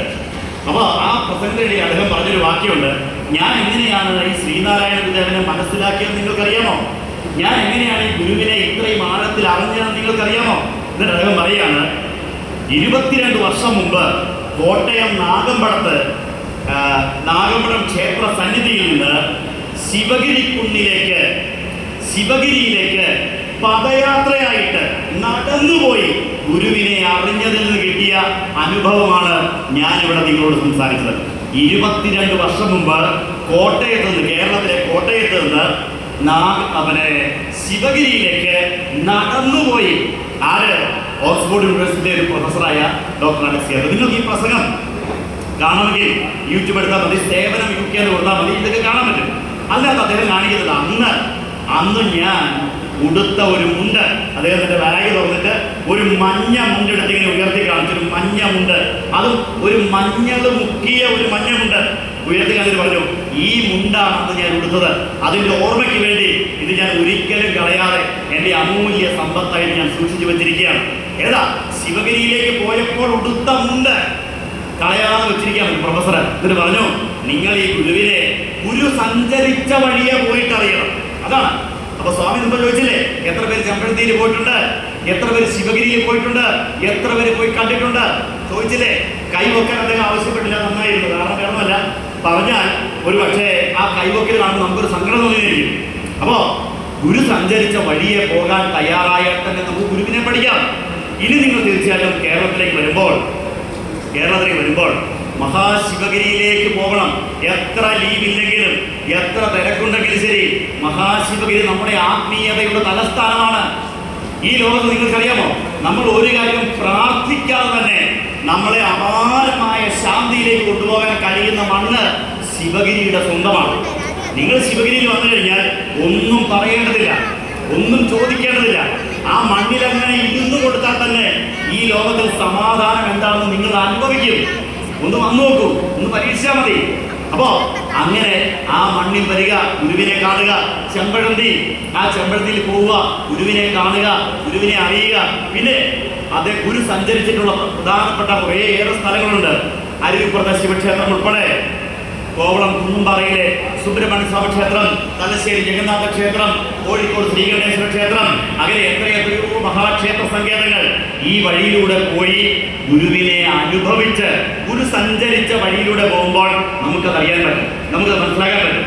ആ ഓരോ സ്ഥലത്തും ചെന്ന് ഗുരു അവിടെ വരുത്തിയ പരിവർത്തനങ്ങൾ എന്താണ്, ഗുരു അവിടെ വരുത്തിയ മാറ്റങ്ങൾ എന്താണ്, ഗുരുവിന്റെ പാദം പതിഞ്ഞ മണ്ണിലുണ്ടായ പുരോഗതി എന്താണ്, അത് കണ്ടറിയുകയാണ് നമ്മൾ ചെയ്യേണ്ടത്. അതാണ് ഇന്നത്തെ കാലത്ത്, ഇന്നത്തെ തലമുറയ്ക്ക് അത് കണ്ടറിയാൻ സാധിക്കും. നല്ലൊരു ഉദാഹരണം ഞാൻ പറയാം. ഗുരു പോയ കേരളത്തിന് പുറത്ത് ഇന്ത്യയിൽ ഗുരു ചെന്നിട്ടുള്ള ഒരു സ്ഥലമാണ് കർണാടക എന്ന് പറയുന്നത്. കർണാടകയിലെ കുദ്രോളി എന്ന് പറയുന്ന സ്ഥലം. ഈ കുദ്രോളിയിൽ ചെന്നാൽ അവിടെ വില്ലവ സമുദായമാണ് പ്രബലമായ സമൂഹം എന്ന് പറയുന്നത്. വില്ലവ സമുദായത്തിൽപ്പെട്ട ആളുകൾ ഗുരുവിനെ എത്രമാത്രം ഏറ്റെടുക്കുന്നു എന്ന് നമ്മളിൽ പലർക്കും ധാരണയുണ്ട്. ഈഴവരുടെ ഗുരുവാണ് ശ്രീനാരായണ ഗുരു. ആ ഒരു സമുദായത്തിന്റെ, ഒരു ജാതിയുടെ, ഒരു വിഭാഗത്തിൻ്റെതാണ് എന്ന്. പക്ഷേ ഗുരുവിനെ അനുഭവത്തിൽ അറിയാൻ ഇങ്ങനെ സഞ്ചരിക്കുമ്പോൾ നമ്മൾ തിരിച്ചറിയും, കർണാടകത്തിലെ കുദ്രോളിയില് വില്ലവ സമുദായം ഗുരുവിനെ ഏറ്റെടുത്ത് എങ്ങനെയാണ് എന്ന്, ഏറ്റെടുത്തതിലൂടെ അവർക്കുണ്ടായ ഒരു പരിവർത്തനം എന്താണ് എന്ന് ഒറ്റ ഉദാഹരണം മാത്രം പറയാം. കർണാടകത്തിലെ വില്ലവ സമൂഹത്തിലെ കുറെ ആളുകൾ കൊരകപ്പ എന്ന് പേരായ ഒരു നേതാവിന്റെ കൂട്ടത്തില് ഇവിടെ ശിവഗിരിയിൽ വരുന്നു. ഗുരുവിനെ കാണും, സ്വാമി ഞങ്ങളുടെ നാട്ടിലേക്ക് വരണം, കർണാടകത്തിലേക്ക് വരണം, ഞങ്ങൾക്ക് ഒരു ക്ഷേത്രം സ്ഥാപിച്ചു തരണം. കാരണം കേരളീയ സമൂഹം വളർന്നത് എങ്ങനെയാണ് ഞങ്ങൾ കണ്ടതാണ്, അതുകൊണ്ട് അങ്ങനെ ഒരു ക്ഷേത്രം സ്ഥാപിച്ചു തരണമെന്ന് പറഞ്ഞു. അങ്ങനെ ഗുരു ഇവിടെ നിന്ന് കുറേയേറെ സ്ഥലങ്ങൾ പറഞ്ഞു കൊടുത്തു. അതില് ടിപ്പു സുൽത്താൻ കുതിരകളെ കൂട്ടിയിരുന്ന കുതിരലായം എന്നറിയപ്പെടുന്ന കുദ്രോളി എന്ന സ്ഥലം അവർ തിരഞ്ഞെടുത്തു. അവിടെ ഒരു ക്ഷേത്രം പണിതു. ആ ക്ഷേത്രത്തിൽ പ്രതിഷ്ഠയ്ക്ക് വേണ്ടി ഗുരുവിനെ വിളിച്ചുകൊണ്ട് പോവുകയാണ്. അങ്ങനെ ഗുരു അവിടെ ചെല്ലുന്നു. അവിടെ ചെന്ന് ക്ഷേത്രത്തിൻ്റെതായ കാര്യങ്ങളൊക്കെ ഏർപ്പെടുന്ന സമയത്ത് 5 or 6 വയസ്സുള്ള ഒരു കൊച്ചു പെൺകുട്ടി ഗുരുവിന്റെ സന്നിധിയിൽ വരുന്നു. അവിടെ ഇങ്ങനെ ഗുരുവിന്റെ അടുക്കൽ വന്ന് ചേർന്നിരിക്കുന്നു. അപ്പൊ സ്വാമി അവളോട് ചോദിക്കുന്നു, മോളുടെ പേരെന്താണ്? അപ്പൊ അവളൊന്നും മിണ്ടുന്നില്ല. രണ്ടാമത് ഒന്നോടെ ചോദിച്ചു, എന്താ പേര്? അപ്പൊ അവൾ കരയാൻ തുടങ്ങിയപ്പോ സ്വാമി പറഞ്ഞു, കരയണ്ട, വിഷമിക്കണ്ട, അപ്പൊ അവരുടെ അച്ഛനും അമ്മ അടുത്ത് കൊണ്ട്, സ്വാമി ഈ കുഞ്ഞു ഊമയാണ് സ്വാമി, ഒന്നും സംസാരിക്കുക സ്വാമി, ഞങ്ങൾക്ക് ഒരു മകളേ ഉള്ളൂ സ്വാമി, ഞങ്ങളുടെ ഏറ്റവും വലിയ സങ്കടം അത് തന്നെയാണ് സ്വാമി. അപ്പൊ ഗുരു ചോദിക്കണം, അത്രയുള്ള കാര്യം ഏതാ 7 വർഷങ്ങളായിട്ട് ഒന്നും മിണ്ടാത്ത ഒരു കുട്ടിയെ ഗുരു ചേർത്ത് പറയാം, അത്രയുള്ള കാര്യം. ഇത് എന്ത് ചെയ്തു? സ്വാമി കുടിച്ചിരുന്ന ഒരു ഗ്ലാസ് പാൽക്കാപ്പി അവിടെ ഇരിപ്പുണ്ടായിരുന്നു. ആ പാൽക്കാപ്പിയിൽ നിന്ന് 1 സ്പൂൺ കോരി എടുത്തിട്ട് ആ കുഞ്ഞിനെ ഒഴിച്ചു കൊടുത്തു വായിലേക്ക്. ആ കുട്ടി അത് മേടിച്ച് കുടിച്ചു കഴിഞ്ഞിട്ട് പറഞ്ഞു, ഇനി ആ പേരെന്ന് പറഞ്ഞേ ജാനകി. ആദ്യമായിട്ട് അവൾ സംസാരിക്കുകയാണ്. അതിനുശേഷം അവൾ പറയാണ്, ശ്രീനാരായണ ഗുരുസ്വാമി കുലദൈവതം എന്നാണ് സംസാരിച്ചത്. ഗുരുസ്വാമി കുലദൈവതമാണ്. ഇത് കണ്ടപ്പോ സന്തോഷം കൊണ്ട് പൊട്ടിക്കരഞ്ഞുകൊണ്ട് അവളുടെ അച്ഛനും അമ്മയും ഓടി വന്നു. സ്വാമിയുടെ കാൽക്കല്ലിട്ട് സാഷ്ടാംഗം നമസ്കരിച്ചു. എന്നിട്ട് അവരും ഇനി അറിയാതെ കൈ നീട്ടി കഴിഞ്ഞപ്പോ ഓരോ സ്പൂൺ കാപ്പി സ്വാമി അവർക്ക് ഒഴിച്ചു കൊടുത്തു. ഈ വാർത്ത അവിടെ എല്ലായിടത്തും പറഞ്ഞു. കാരണം അമ്പലത്തിൽ ആയിരക്കണക്കിന് ആളുകളുണ്ടല്ലോ, എല്ലാവരും അറിഞ്ഞു. അവരെല്ലാം ഓടിക്കൂടി. മിണ്ടാതിരുന്ന ഒരു കുഞ്ഞ് സംസാരിച്ചില്ലേ, ഓടിക്കൂടി. അവരെല്ലാം ഗുരുവിനെ നമസ്കരിച്ചു. അവരും ഇങ്ങനെ കൈ നീട്ടി. അപ്പൊ സ്വാമി അടുത്ത ശിഷ്യന്റെ കയ്യിലേക്ക് ആ ഗ്ലാസ്സിലെ പാൽക്കാപ്പി അടുത്ത ശിഷ്യന്റെ കയ്യിൽ കൊടുത്തിട്ട് പറയാണ്, എല്ലാവർക്കും കൊടുത്തോളൂ. ശിഷ്യൻ നോക്കിയപ്പോൾ ആകെ 1/2 ഗ്ലാസ് കാപ്പിയേ ഉള്ളൂ. ഈ ആയിരക്കണക്കിന് ആളുകൾക്കോ? എന്നാൽ ഗുരുവിന്റെ കൽപ്പനയല്ലേ, അതനുസരിക്കാന്നുള്ളത് നമ്മുടെ കടമ. ശിഷ്യൻ പതിയെ ഓരോ സ്പൂൺ കാപ്പി എല്ലാവരുടെയും കൈകളിൽ കൊടുത്തു. ആയിരക്കണക്കിന് ആളുകൾ ആ പാൽക്കാപ്പി കുടിച്ച് അനുഗ്രഹം നേടി. ആയിരക്കണക്കിന് ആളുകൾ സംതൃപ്തരായി. എല്ലാം കഴിഞ്ഞപ്പോഴും ആ 1/2 ഗ്ലാസ് കാപ്പി അവിടെ മിച്ചമുണ്ടായിരുന്നു. നോക്കൂ പ്രിയപ്പെട്ടവരെ, 1/2 ഗ്ലാസ് കൊണ്ട് ആയിരക്കണക്കിന് ആളുകളെ സംതൃപ്തമാക്കിയ ആ അനുഗ്രഹത്തിന്റെ ഓർമ്മയ്ക്ക് വേണ്ടി ഇന്നും കുദ്രോളിയിലെ ക്ഷേത്രത്തിൽ പ്രസാദമായി കൊടുക്കുന്നത് പാൽക്കാപ്പിയാണ്. ഇന്നും ഒന്ന് പോകണ്ടേ? നിങ്ങൾക്ക് ആരെങ്കിലും കേൾക്കുമ്പോൾ ഒന്ന് പോകണ്ടേ? പോയി കുടിക്കണ്ടേ? നവരത്ന കിരീടം ചാർത്തി ഗുരുവിനെ ആരാധിക്കുന്ന സമുദായമാണ് വില്ലവ സമുദായം എന്ന് പറയുന്നത്.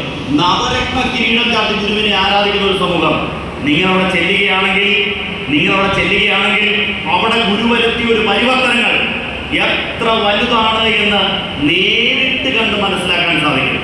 നേരിട്ട് കണ്ടു മനസ്സിലാക്കിയാൽ മാത്രമേ നമുക്കത് പിടികിട്ടത്തുള്ളൂ. അല്ലാതെ ഒരിക്കലും എത്ര വർണ്ണിച്ചാലും അത് മനസ്സിലാക്കാൻ പറ്റുന്നില്ല. ആട്ടെ, 1/2 ഗ്ലാസ് പാൽക്കാപ്പി കൊണ്ട് ആയിരങ്ങളെ സംതൃപ്തമാക്കിയ ഈ കഥ നിങ്ങൾ കേട്ടിട്ടുണ്ടോ? നിങ്ങൾ പഠിച്ചിരുന്നോ? നിങ്ങൾ പഠിച്ചൊരു കഥ ഏതെന്നറിയാമോ? യേശുക്രിസ്തു 5 അപ്പം കൊണ്ട് എന്നെ അറിവാൻ മുറിയ സ്വാമി എന്ത് ബോധമുണ്ട് അല്ലേ? ഞാൻ അവൻ പറഞ്ഞു വന്നത്, അറിയേണ്ടതിനെ നമ്മൾ അറിയാൻ വൈകിപ്പോയി. അതാണ് അറിയേണ്ടതിനെ നമ്മൾ കുറച്ചുകൂടി ആഴത്തിലേക്ക് ഇറങ്ങിച്ചെന്ന് അറിയാനുള്ള ഒരു മാനസികാവസ്ഥ ഇനിയും സമയം വൈകിപ്പോയിട്ടില്ല, വളർത്തിയെടുക്കുക. നോക്കൂ, ഈ വില്ലവ സമുദായത്തിന്റെ ആളുകൾ നമ്മളോട് പറയും, ശ്രീനാരായണ ഗുരു കുടിച്ച പാൽക്കാപ്പി രക്തത്തിലുള്ളവരാണ് ഞങ്ങളെ തോൽപ്പിക്കാൻ ആർക്കും പറ്റുകയില്ല. അതാണ് അവരുടെ ധൈര്യം. ശ്രീനാരായണ ഗുരു കുടിച്ച പാൽക്കാപ്പി രക്തത്തിലുള്ളവരാണ് ഞങ്ങൾ, വില്ലവര്, ഞങ്ങളെ തോൽപ്പിക്കാൻ പറ്റത്തില്ല. അവരുടെ ഉയർച്ചയും വളർച്ചയും കാണുമെങ്കിൽ നമ്മൾ ഈ കർണാടകത്തിലെ കുതിരോളി വരെ പോയാൽ മതി. അതുപോലെ എത്രയോ സ്ഥലങ്ങൾ, സ്വാമിയുടെ കുറേയേറെ സ്ഥലങ്ങൾ നമ്മളെ പരിചയപ്പെടുത്തി. ഗുരുവിന്റെ തൃക്കൈ വിളയാടിയ, ഗുരുവിന്റെ പാദസ്പർശമേറ്റ ആ മണ്ണിന്റെ മഹത്വം. അപ്പൊ ഗുരു സഞ്ചരിച്ച വഴിയിലൂടെ പോവുക എന്നുള്ളതാണ് അതിനുള്ള ഏറ്റവും ശരിയായ ഒരു മാർഗം എന്ന് പറയുന്നത്. അപ്പോൾ എൻ്റെ പ്രിയപ്പെട്ടവരെ, നിങ്ങൾ ഇനി നിങ്ങൾ കേരളത്തിൽ വരുമ്പോൾ, നിങ്ങളുടെ സ്വന്തം വീട് കാണാൻ വരുമ്പോൾ, ഗുരു പോയ ഏതെങ്കിലും ഒരു സ്ഥലത്ത് ചെല്ലാനും ഒന്ന് കാണാനും നമുക്ക് സാധിക്കണം. അങ്ങനെ ഗുരുവിനെ കുറെ കൂടി ആഴത്തിലേക്ക് അറിയാൻ ശ്രമിക്കണം. ഇനി രണ്ടാമത്തെ മാർഗം എന്ന് പറയുന്നത് തീർച്ചയായും അവിടുത്തെ ജീവിത ചരിത്രത്തെ പഠിക്കുക എന്നുള്ളതാണ്. ഗുരുവിന്റെ ജീവിത ചരിത്രം വായിച്ചു പഠിക്കുക എന്നുള്ളതാണ്. നിങ്ങളുടെയൊക്കെ വീട്ടിൽ രാമായണം ഉണ്ടെന്ന് എനിക്കറിയാം, രാമായണ പുസ്തകം ഉണ്ടെന്നറിയാം, മഹാഭാരതം ഉണ്ടാവാം, ഭഗവത്ഗീത ഉണ്ടാവാം. എല്ലാ ഭവനങ്ങളിലും ശ്രീനാരായണ ഗുരുദേവന്റെ ഏതെങ്കിലും ഒരു ജീവചരിത്രം, ഈ കേരളത്തിലുണ്ടായ മഹാത്മാക്കളിൽ അല്ലെങ്കിൽ ജന്മമുണ്ട മഹാത്മാക്കളിൽ ഏറ്റവും അധികം ജീവചരിത്രങ്ങൾ ഉണ്ടായിട്ടുള്ള ഗുരുവിനെ കുറിച്ചാണ്. ഏറ്റവും കൂടുതൽ ജീവചരിത്രങ്ങൾ ആ ഗുരുവിന്റെ ഏതെങ്കിലും ഒരു 1 or 2 ജീവചരിത്രം മേടിക്കാനും വായിക്കാനും പഠിക്കാനും കഴിഞ്ഞാൽ മാത്രമേ നമുക്ക് ഈ ഗുരുവിനെ മനസ്സിലാക്കാൻ സാധിക്കുള്ളൂ. ഒരു പരിധി വരെ, ഏതാ പൂർണ്ണമായിട്ടല്ല. ഗുരു എങ്ങനെയാണ് ജീവിച്ചത്, ഗുരു ആരായിരുന്നു, ആ ജീവചരിത്രങ്ങളിലൂടെ പോകണം. അപ്പോ ഗുരു തന്നെ പറഞ്ഞിട്ടുണ്ട് കേട്ടോ. ഒരിക്കൽ നടരാജഗുരു ഗുരുവിനോട് പറഞ്ഞത്, സ്വാമി അവിടുത്തെ ചരിത്രം ഒന്ന് എഴുതട്ടെ, ഗുരുവിന്റെ ചരിത്രം ഒന്ന് എഴുതട്ടെ. ഗുരു പറയാണ്, ഇതൊക്കെ ആരെങ്കിലും വിശ്വസിക്കുമോ? ഏതാ നമ്മുടെ ഈ ചരിത്രം എഴുതി വെച്ചാലേ ആരെങ്കിലും ഒക്കെ വിശ്വസിക്കുമോ എന്ന്. അത്ര ആഴമേറിയ, അത്ര അത്ഭുതങ്ങൾ നിറഞ്ഞതായിരുന്നു അവിടുത്തെ ചരിത്രം. ഗുരുവിന്റെ ചരിത്രം അത്രമാത്രം അത്ഭുതങ്ങൾ നിറഞ്ഞ ഒരു ചരിത്രമായിരുന്നു. അപ്പൊ നമുക്ക് ആ ചരിത്രത്തെ ഒന്ന് പഠിക്കാൻ സാധിക്കണം, ആ ചരിത്രം വായിക്കാൻ സാധിക്കണം. നിങ്ങളുടെ കുഞ്ഞുങ്ങൾക്ക്, നിങ്ങളുടെ മക്കൾക്ക്, ഇവിടെ ഇരിക്കുന്ന ഓരോ അമ്മയ്ക്കും അച്ഛനും കൊടുക്കാൻ സാധിക്കുന്ന ഏറ്റവും വലിയ സമ്മാനമാണ് ഏതാ? അവിടുത്തെ ചരിത്രത്തെ പറഞ്ഞു കൊടുക്കുക, അവിടുത്തെ കഥകളെ പറഞ്ഞു കൊടുക്കുക. ആ ചരിത്രം പഠിക്കുമ്പോൾ നമ്മൾ തിരിച്ചറിയും. എന്താണ് മുമ്പേ പറഞ്ഞില്ലേ, ഇങ്ങനെ ഒരു ഗുരു വേറെയില്ല. ഏതാ? സന്യാസികൾ ഇങ്ങനെ ഇല്ലവിയെന്നോർ വന്യാശ്രമേലെന്നവരും ശ്രീ ഗുരുമൂർത്തേ. ഇങ്ങനൊരു ആചാര്യ ഗുരുസ്തവം പഠിക്കുമ്പോൾ നമ്മൾ തിരിച്ചറിയും അവിടെ ഗുരുവിന്റെ അനന്യമായ പ്രത്യേകതകൾ. അതാണ് പകരം വയ്ക്കാനാവാത്ത പ്രത്യേകതകളെ കുറിച്ചാണ് സംസാരിക്കുന്നത്. പകരം വയ്ക്കാനാവാത്ത പ്രത്യേകതകളെ കുറിച്ച് ചില പ്രത്യേകതകൾ നമുക്ക് നോക്കാൻ പ്രിയപ്പെട്ടവരെ. ഗുരുവിൻ്റെത് മാത്രമായ ചില പ്രത്യേകതകൾ. അതിലൊന്ന്, ഗുരു നിത്യചേതന എനിക്ക് പറഞ്ഞിട്ടുണ്ട്. ദൈവത്തോട് നേരിട്ട് പ്രാർത്ഥിച്ച 3 ഗുരുക്കന്മാരെ ഈ ഭൂമിയിൽ ഉണ്ടായിട്ടുള്ളൂ. പറയട്ടെ, ഞാനിപ്പോ എന്നാ പറഞ്ഞേ ഇല്ല, എങ്ങനെയൊന്നും പറഞ്ഞിട്ടില്ല എന്നാണ് പറയാൻ പറഞ്ഞത്. അല്ല, അപ്പൊ ദൈവത്തോട് നേരിട്ട് പ്രാർത്ഥിച്ച 3 ഗുരുക്കന്മാര്. 1 യേശു, 2 മുഹമ്മദ് നബി, 3 ശ്രീനാരായണ ഗുരു. ദൈവത്തോട് നേരിട്ട് പ്രാർത്ഥിച്ചവരാണ്. യേശു വിളിച്ചത് സ്വർഗസ്ഥനായ ഞങ്ങളുടെ പിതാവേ, നേരിട്ടാണ്, അതിനകത്ത് വേറൊന്നുമില്ല. നബി പ്രാർത്ഥിച്ചത് ലാ ഇലാഹ ഇല്ലല്ലാഹ്, അല്ലാഹു അക്ബർ. 3 ഗുരുവും നേരിട്ട് മാത്രമേ പ്രാർത്ഥിച്ചത്. ആ പ്രാർത്ഥനയാണ് എപ്പം മുമ്പ് നമ്മളെ ചൊല്ലിയ ദൈവമേ കാത്തുകൊള്ളുക എന്ന് കൈവിടാതിരിക്കുന്നു. അപ്പൊ നേരിട്ട് പ്രാർത്ഥിച്ച ഗുരു. ആ ഗുരുവിന്റെ ചരിത്രത്തെ നോക്കൂ. ആ ചരിത്രത്തിൽ നമ്മൾ തിരിച്ചറിയുന്ന ചില പ്രത്യേകതകൾ ലോകത്ത് ഗുരുവിനെ മാത്രം സാധിച്ച. അതിൽ ഒന്നാമത്തെ ഞാൻ ആദ്യം പറഞ്ഞില്ലേ, ഒരു തുള്ളി ചോര ചിന്താതെ ഈ ലോകത്തെ മാറ്റിയ ഏക ഗുരുവാണ്. ഒരു തുള്ളി ചോര ചിന്താതെ. ബാക്കി നമ്മൾ കണ്ടവരെല്ലാം ശത്രുക്കളെ സംഹരിച്ചുകൊണ്ട് ശത്രു സംഹാരമൂർത്തികളായിരുന്നെങ്കിൽ ഗുരുവാവട്ടെ ശത്രുക്കളെ സംഹരിക്കുകയല്ല ചെയ്യുന്നത്. നമ്മൾ പഠിച്ച എല്ലാവരും, എല്ലാ പ്രവാചകന്മാരും ഏതാ? ശത്രുക്കളെ. നിങ്ങൾക്കൊരു ശത്രു ഉണ്ടെന്ന് വിചാരിക്കും. നിങ്ങളുടെ ഒരു ശത്രുവിനെ മനസ്സിലാലോചിച്ചേ. ഒന്നല്ല, എത്ര പേരെ മനസ്സിൽ വരുന്നത് അല്ലേ? നിങ്ങൾക്കൊരു ശത്രുവുണ്ട്. ഈ ശത്രുവിനെ നിങ്ങളായിട്ട് കൊന്നു വിചാരിക്കൂ. കൊന്നാൽ നിങ്ങൾക്ക് ശത്രുക്കളുടെ എണ്ണം കൂടുകയോ കുറയുമോ? കൂടും. ഒരു തർക്കമില്ലാത്ത കാര്യമാണ്. ഇവിടെയാണ് ഗുരുവിന്റെ പ്രത്യേകത. ഗുരു പറഞ്ഞു, ശത്രുവിനെ അല്ല സംഹരിക്കേണ്ടത്. ശത്രുക്കൾ ഇല്ലാതാകണമെങ്കിൽ ശത്രുവിനെ അല്ല സംഹരിക്കേണ്ടത്, ശത്രുതയെ സംഹരിക്കണം. എന്റെ പ്രിയപ്പെട്ടവരെ, ശത്രു സംഹാരമൂർത്തികൾ ഒരുപാടുണ്ട്. ശത്രുത സംഹാരമൂർത്തി ഒന്നേ ഉള്ളൂ. ആര്? അവർക്ക് പറഞ്ഞേ, ശ്രീനാരായണ ഗുരുദേവൻ. ഗുരുദേവന്റെ മുമ്പില് ഗുരുവിനോട് പിണക്കമുള്ളവർ പോലും മുമ്പിൽ വന്നോട്ടെ, പക്ഷെ ഗുരുവിന്റെ അടുത്തെത്തുമ്പോൾ അവർക്കൊരു മാറ്റം ഉണ്ടാകുമായിരുന്നു. ഇപ്പൊ കരിമ്പൂഴിക്കാട്ട് കാക്കച്ചെടുന്ന പേരായ ഒരു പ്രമാണി എന്തോ ചില താല്പര്യത്തിന് പേര് ഗുരുവിനോട് ഇഷ്ടകരുണ്ടായി. അപ്പൊ ഒരിക്കൽ ഗുരു വൈക്കത്ത് ചെമ്മനത്തുകാർ സുബ്രഹ്മണ്യ സ്വാമി ക്ഷേത്രത്തിൽ വന്ന് വിശ്രമിക്കുന്ന സമയമാണ്. അപ്പൊ ഈ കാക്കച്ചൻ വന്നു ഗുരുവിനോട് ചില കാര്യങ്ങൾ ചോദിക്കാറുണ്ട്. ദേഷ്യത്തോടെ വന്നു കണ്ടു ആശ്രമത്തിലേക്ക് ഇങ്ങനെ നിങ്ങളുടെ സ്വാമിയാരെ ദേഷ്യത്തോടെയാണ് വരുന്നത്. അപ്പൊ ശിഷ്യന്മാർ പേടിച്ചു പോയി. ദൈവമേ, നമ്മുടെ സ്വാമിനെ ഇയാളോട് ഉപദ്രവിച്ചാലോ, കൂടെ കയറി വന്നു. അപ്പോ കാക്കച്ചൻ ഗുരുവിന്റെ തൊട്ട് മുമ്പിലെത്തി കഴിഞ്ഞപ്പോ എന്നെ സംഭവിച്ചേ, നേരെ പൊട്ടി കരഞ്ഞുകൊണ്ട് ഗുരുവിന്റെ കാൽക്കലേക്ക് വീണ് വിങ്ങി കരയുകയാണ്. എന്നിട്ട് ഒന്നും പറയാതെ ഇറങ്ങി പോരുകയാണ്. അപ്പൊ കണ്ടവര് അല്ല, നിങ്ങൾ ഒരു ദേഷ്യത്തോടെയാണ് അകത്തേക്ക് പോയത്, എന്താ പറ്റിയേ? അപ്പൊ പറഞ്ഞു, ഗുരുവിനെ കണ്ടപ്പോൾ എന്റെ ദേഷ്യം മുഴുവൻ പോയി. ഗുരുവിനെ കണ്ടതോടുകൂടി എന്റെ ദേഷ്യം മുഴുവൻ ഇല്ലാതെയായി. അങ്ങനെ എത്ര ഉദാഹരണങ്ങൾ. ഗുരുദേവന്റെ ആദ്യ പ്രതിമ പ്രതിഷ്ഠിക്കുന്നത് ശ്രീമദ് ശിവബോധാനന്ദ സ്വാമിയാണ്. നിങ്ങൾക്ക് അറിയാലോ, സ്വാമിജി ഗുരുവിന്റെ ആശയത്തിനെതിരായിട്ട് ഒരു കാലത്ത് പ്രവർത്തിച്ചു വന്ന ഒരു സന്യാസിയായിരുന്നു. ധർമ്മഭട സംഘം എന്നൊരു സംഘടന ഉണ്ടാക്കിയിട്ടുണ്ട്. ഏതാ? വെട്ടാൻ വരുന്ന പോത്തിനോട് വേദം ഒതുക്കി ആദ്യം കാര്യം പൊളിച്ചിക്കാനായിരുന്നു ഈ സ്വാമി. ഏതാ? ശിവബോധാനന്ദ സ്വാമി, ബോധാനന്ദ സ്വാമി. സ്വാമി പോയത് ബോധാനന്ദ സ്വാമി. അപ്പൊ ഒരിക്കൽ ബോധാനന്ദ സ്വാമി തീരുമാനിച്ചു എന്തായാലും വേണ്ടില്ല ഗുരുവിനെ നേരിട്ട് കണ്ടിട്ട് ചോദിക്കണം. അങ്ങനെ തൃശ്ശൂർ കൂർക്കഞ്ചേരി ഗുരു വന്നു. കൂർക്കഞ്ചേരി ഗുരു ഇരിക്കുമ്പോ ഒരുപാട് ആൾ ഗുരുവിനെ കാണാൻ വേണ്ടിയുണ്ട്. അപ്പൊ സ്വാമി വിചാരിച്ചു എല്ലാവരും പോയി കഴിഞ്ഞിട്ട് വേണം, എന്തായാലും തർക്കം ഉറപ്പാണല്ലോ, അപ്പൊ എല്ലാവരും പോയിട്ട് ചോദിക്കാം. അങ്ങനെ എല്ലാവരും കഴിഞ്ഞപ്പോ ബോധാനന്ദ സ്വാമി വയ്യെ കയറി വന്നു. ഗുരുവിന്റെ അടുക്കലേ ആ കണ്ണുകളിലേക്കൊന്നും നോക്കിയതേ ഉള്ളൂ. ഏതാ ഗുരുദേവന്റെ ആ കണ്ണുകളിലേക്കൊന്നും നോക്കിയതേ ഉള്ളൂ. പിന്നെ ചോദിച്ചേക്കറിയാമോ? ചോദിച്ചത് സ്വാമി എന്നെ ശിഷ്യനായിട്ട് കൂടെ നിർത്താമോ? ഏതാ ഗുരുവിനോട് തർക്കിക്കാൻ വേണ്ടി വന്ന ആളാണ്. എന്നെ ശിഷ്യനായിട്ട് കൂടെ നിർത്താമോ? അതാണ്. നോക്കൂ, ഗുരുവിന്റെ ജീവിതം നോക്കിയാൽ ഈ പറയുന്ന ശത്രുക്കളാണെന്ന് കരുതുന്ന മനുഷ്യര് മാത്രമല്ല, മൃഗങ്ങൾ പോലും ഗുരുവിന്റെ കൂടെ ശിഷ്യന്മാരായി കൂടി. മരുത്വാമലയിൽ തപസ് ചെയ്യുമ്പോൾ, മരുത്വാമലയിലും കൊടിനൂക്കി മലയിലും തപസ് ചെയ്യുമ്പോൾ ഗുരുവിനെ കാവലിരുന്നത് ആരാണ്? കാവലിരുന്നത് ആരാ? എന്റെ നിങ്ങളുടെ അപ്പൂപ്പന്മാരാരെങ്കിലും ആണോ? അല്ല, കടുവയും പുലിയുമായിരുന്നു കാവൽ കിടന്നത്. കടുവയും പുലിയും. മരുത്വാമലയിലെ പിള്ളത്തടത്ത് ഗുരു തപസ് ചെയ്യുമ്പോഴേ ഗുരു തന്നെ പറഞ്ഞിട്ടുണ്ട് കേട്ടോ, എനിക്ക് ഈ മരുത്വാമലയിൽ ഇങ്ങോട്ട് ഇറങ്ങി വരുന്ന സമയത്ത് ആകെ കൂടിയുള്ളൊരു സങ്കടം ഉണ്ടായിരുന്നു. എന്നതാ, എന്റെ 2 കൂട്ടുകാരെ, നിങ്ങളുടെ ഭാഷ പറഞ്ഞാൽ ചന്തു ഫ്രണ്ട്സിനെ പിന്നീട് ബുദ്ധിമുട്ടുണ്ടായിരുന്നു. അതാരൊക്കെ സ്വാമി ആ കൂട്ടുകാര്? അതോ ഒരു കടുവയും ഒരു പാമ്പുമായിരുന്നു. ഗുരു പറഞ്ഞ കാര്യം കേട്ടോ, ഗുരു പറഞ്ഞ കാര്യമാണ്. എല്ലാ ദിവസവും ഇവര് 2 പേരും വൈകുന്നേരം എന്റെ അടുക്കൽ വരും. എന്നിട്ടോ എന്റെ ഓരത്ത് ചേർന്ന് കിടക്കും. നേരം വെളുത്ത് കഴിയുമ്പോ പതിയെ എഴുന്നേറ്റിട്ട് കാരണം രാവിലെ നേരം വെളുത്താൽ ആളുകളൊക്കെ വരും ഗുരുവിന്റെ അടുക്കൽ. അപ്പൊ ഒന്നും പ്രദക്ഷിണം വയ്ക്കും. എന്നിട്ട് ഈ കടുവ ഇങ്ങനെ തലകുനിച്ച് നിൽക്കും.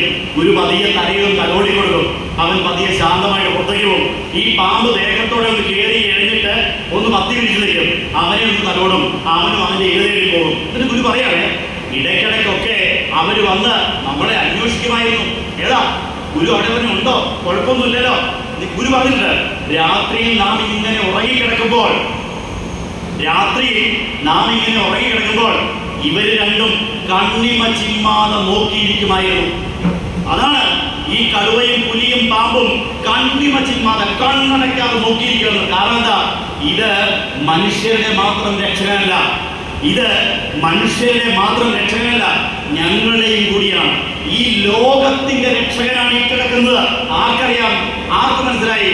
നമ്മൾ മൃഗങ്ങൾ എന്ന് പറയുന്ന അവർക്കും പിടിയിട്ടാണ് പറയുന്നത്. അപ്പൊ പറഞ്ഞു വന്നത്, അങ്ങനെ അവർക്ക് പോലും ശത്രുതയില്ലാതെ ഗുരുവിനെ ചേർത്ത് പിടിക്കാൻ സാധിച്ചു. അതുകൊണ്ടാണ് ശത്രു സംഹാരമൂർത്തിയല്ല, ശത്രുതാ സംഹാരമൂർത്തിയായിരുന്നു ശ്രീനാരായണ ഗുരുദേവൻ. പിന്നെ അവിടുത്തെ മറ്റൊരു അപൂർവമായ ഒരു സവിശേഷതയാണ്, അവിടുത്തെ മറ്റൊരു അപൂർവമായ ഒരു മഹത്വമാണ്. എന്ത്? ഈ ലോകത്ത് ഇന്നുവരെ ജനിച്ചു ജീവിച്ചവരെല്ലാം അതാത് കാലഘട്ടത്തിലെ നിയമത്തിന് വിധേയരാണ്. ശരിയോ തെറ്റോ? ഇപ്പൊ ഈ സംസാരിക്കുന്ന ഞാൻ ഇന്ത്യയിൽ ജീവിക്കുന്ന ഒരു പൗരനാണ്. ഇവിടെ ഒരു ഭരണഘടനയുണ്ട്. ഈ ഭരണഘടനയ്ക്കെതിരായി സംസാരിച്ചാൽ എന്നെ എന്ത് ചെയ്യും? തൂക്കിയെടുത്ത് അകത്തുകയോ? അതാണ്. ഒരു രാജ്യത്ത് ജീവിക്കുമ്പോൾ ആ കാലത്തെ നിയമം അനുസരിക്കാൻ നമ്മൾ ബാധ്യസ്ഥരാണ്. നിങ്ങൾ അമേരിക്ക പോയാൽ അവിടുത്തെ നിയമം ബാധകമാണ്. ലോകത്തെവിടെ ജീവിച്ചാലും അവിടുത്തെ നിയമം ബാധകമാണ്. എന്റെ പ്രിയപ്പെട്ടവരെ, നിലനിൽക്കുന്ന ഒരു നിയമവ്യവസ്ഥ, നിങ്ങൾ ശ്രദ്ധിക്കണേ, നിലനിൽക്കുന്ന ഒരു നിയമവ്യവസ്ഥ നിയമത്തിനേക്കാൾ വലിയവൻ എന്ന് ഒരാളെ അംഗീകരിച്ചിട്ടുണ്ടെങ്കിൽ അതാണ് ശ്രീനാരായണ ഗുരുദേവൻ. തിരുവിതാംകൂറിൽ ഗുരു ഉണ്ടായിരുന്ന ആ കാലഘട്ടത്തിൽ ചില കേസുകൾ കോടതിയിലുണ്ടായി. കേസിന്റെ ഉത്തരവാദി ഗുരുവല്ല, പക്ഷേ ഗുരുവിനെ കോടതിയിലേക്ക് വരുത്തേണ്ട സന്ദർഭം ഉണ്ടായി. ഇപ്പം ഞാൻ സ്വാമിയുടെ ഒരു കേസ് കൊടുത്താൽ സ്വാമിയെ കോടതി വിളിപ്പിക്കും, കോടതി വന്നേ പറ്റുള്ളൂ. അങ്ങനെ ഗുരുവിന്റെ പേരിലുള്ള കേസുകൾ തീർക്കാൻ ഗുരു വരേണ്ടി വന്നു. ഇത് ഗുരുവിന്റെ ശിഷ്യന്മാരായ കുമാരനാശാനെ പോലെയുള്ള ആശാന്റെ ഗുരുവിനെ എത്രമാത്രം ആഴത്തിലാക്കുന്നത്. നമുക്കിതിൽ പരം ദൈവം നിനക്കിലുണ്ടോ? ആശാൻ ചോദിക്കുക, നമുക്കിതിനേക്കാൾ വലിയ ദൈവം വേറെ ഉണ്ടോന്ന്. അങ്ങനെയുള്ള കുമാരനാശാനെ സംബന്ധിച്ച്, ആ ഭക്തന്മാരെ സംബന്ധിച്ച് വലിയ സങ്കടമായി. ഗുരു ഇങ്ങനെ ഒരു ജഡ്ജിയുടെ മുമ്പിൽ ഒരു തടിക്കൂട്ടിനകത്ത് കേറിയിരിക്കുകയാണ്. ജഡ്ജി ചോദ്യങ്ങൾ ചോദിക്കുന്നു, വക്കീലന്മാർ വിസ്തരിക്കുന്നു. നമുക്ക് സങ്കല്പിക്കാൻ പറ്റും അവരുടെ രൂപം. ഇപ്പം കുമാരനാശൻ ഉൾപ്പെടെയുള്ളവർ തിരുവിതാംകൂറിൽ കോടതിയിൽ നിവേദനം കൊടുത്തു. ശ്രീനാരായണ ഗുരുദേവനെ കോടതിയിൽ വരുത്തുന്നതിൽ നിന്ന് ഒഴിവാക്കണം. ഗുരുദേവനെ കോടതിയിലേക്ക് വരുത്തുന്നതിൽ നിന്ന് ഒഴിവാക്കണം. ഇന്നിവിടെ ജീവിച്ചിരിക്കുന്ന എത്ര വലിയ ഗുരുക്കന്മാരായിക്കോട്ടെ, എത്ര വലിയ ദൈവ പദവിയുള്ളവരായിക്കോട്ടെ, അവരെ കോടതിയിൽ ഒഴിവാക്കണം പറഞ്ഞാൽ നമ്മൾ കോടതിയിൽ പോയാൽ കോടതി എന്നാ പറയും? കോടതി പറയും നിങ്ങൾക്ക് വലിയ ആളായിരിക്കാം, പക്ഷേ ഞങ്ങൾക്ക് നിയമത്തിന്റെ മുമ്പിൽ എല്ലാവരും സമന്മാരാണ്. പറയൂലേ? പറയുമോ? നിയമത്തിന് മുമ്പിൽ എല്ലാവരും ഒരുപോലെയാണല്ലേ പറയുള്ളൂ. തിരുവിതാംകൂർ കോടതി പറഞ്ഞു ഇക്കാര്യത്തിൽ ഒരു തീരുമാനമെടുക്കണമെങ്കിൽ കോടതി പറഞ്ഞു രാജ്യം ഭരിക്കുന്ന രാജാവ് പറയട്ടെ. ഏതാ? തിരുവിതാംകൂർ രാജ്യം ശ്രീമൂലം പെരുന്നാൾ ഭരിക്കുന്ന സമയമാണ്. രാജ്യം ഭരിക്കുന്നവരാണ് തീരുമാനിക്കേണ്ടത്. അങ്ങനെ ഈ അഭ്യർത്ഥന തിരുവിതാംകൂർ കൊട്ടാരത്തിലെത്തി. അപ്പൊ രാജ്യം ഭരിക്കുന്ന രാജാവ് എന്ന് പറഞ്ഞു. രാജാവ് പറഞ്ഞു ഈ കാര്യത്തിൽ അന്തിമ തീരുമാനം പറയേണ്ടത് ഈ രാജ്യത്ത് നിയമം ഉണ്ടാക്കുന്നവരാണ്. തിരുവിതാംകൂർ രാജാക്കന്മാരെ അവരുടെ നിയമ ഉപദേഷ്ടാക്കളായിരുന്നു. ഏതാ? ലീഗൽ അഡ്വൈസർ എന്നൊക്കെ പറയൂലേ? നിയമോപദേഷ്ടാക്കളായിരുന്നു ആഴ്വാഞ്ചേരി തമ്പ്രാക്കൾ. ആഴ്വാഞ്ചേരി തമ്പ്രാക്കൾ പറഞ്ഞാൽ ഇത് വേണം പരിഗണിക്കണോ വേണ്ടോ തീരുമാനിക്കാം. ഏതാ ഗുരുവിനെ കോടതിയിൽ വരുത്തണോ വേണ്ടയോ, ഗുരുവിനെ കോടതിയിൽ നിന്ന് ഒഴിവാക്കണോ വേണ്ടയോ? അങ്ങനെ ആഴ്വാഞ്ചേരി തമ്പ്രാക്കളുടെ മുമ്പിൽ ഇതല്ലേ തിരുവിതാംകൂർ രാജാക്കന്മാരെ അരിയിട്ട് വായിക്കാൻ അധികാരമുണ്ടായിരുന്ന ആ ആദ്യ ബ്രാഹ്മണ ഗോത്രം എന്തു പറഞ്ഞു ഗുരുവിനെ കുറിച്ച് ആഴ്വാഞ്ചേരി തമ്പ്രാക്കൾ ഒരു തീർപ്പ് കൽപ്പിച്ചു. ഇങ്ങനെ ശ്രീനാരായണ ഗുരു നിയാമകനാണ്, നിയമ്യനല്ല. ഇതായിരുന്നു ഉണ്ടായിരുന്നത്. ശ്രീനാരായണ ഗുരു നിയാമകനാണ്, നിയമ്യനല്ല. അതനുസരിച്ച് തിരുവിതാംകൂറിൽ ഒരു വിളംബരമുണ്ടായി. ശ്രീനാരായണ ഗുരു ഒരു കോടതിയിലും ഹാജരാകേണ്ടതില്ല.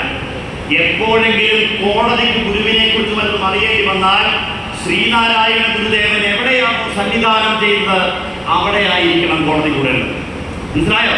ശ്രീനാരായണ ഗുരു ഒരു കോടതിയിലും ഹാജരാകേണ്ടതില്ല. കാരണം ഗുരു നിയാമകനാണ്, നിയമനല്ല. നിയമത്തിന്റെ വിധാതാവാണ് ഗുരുദേവൻ, നിയമത്തിന്റെ വിധേയനല്ല. പ്രിയപ്പെട്ടവരെ, ഇങ്ങനെ ഒരു ഉത്തരവ് നോക്കിക്കേ. ഏതാ?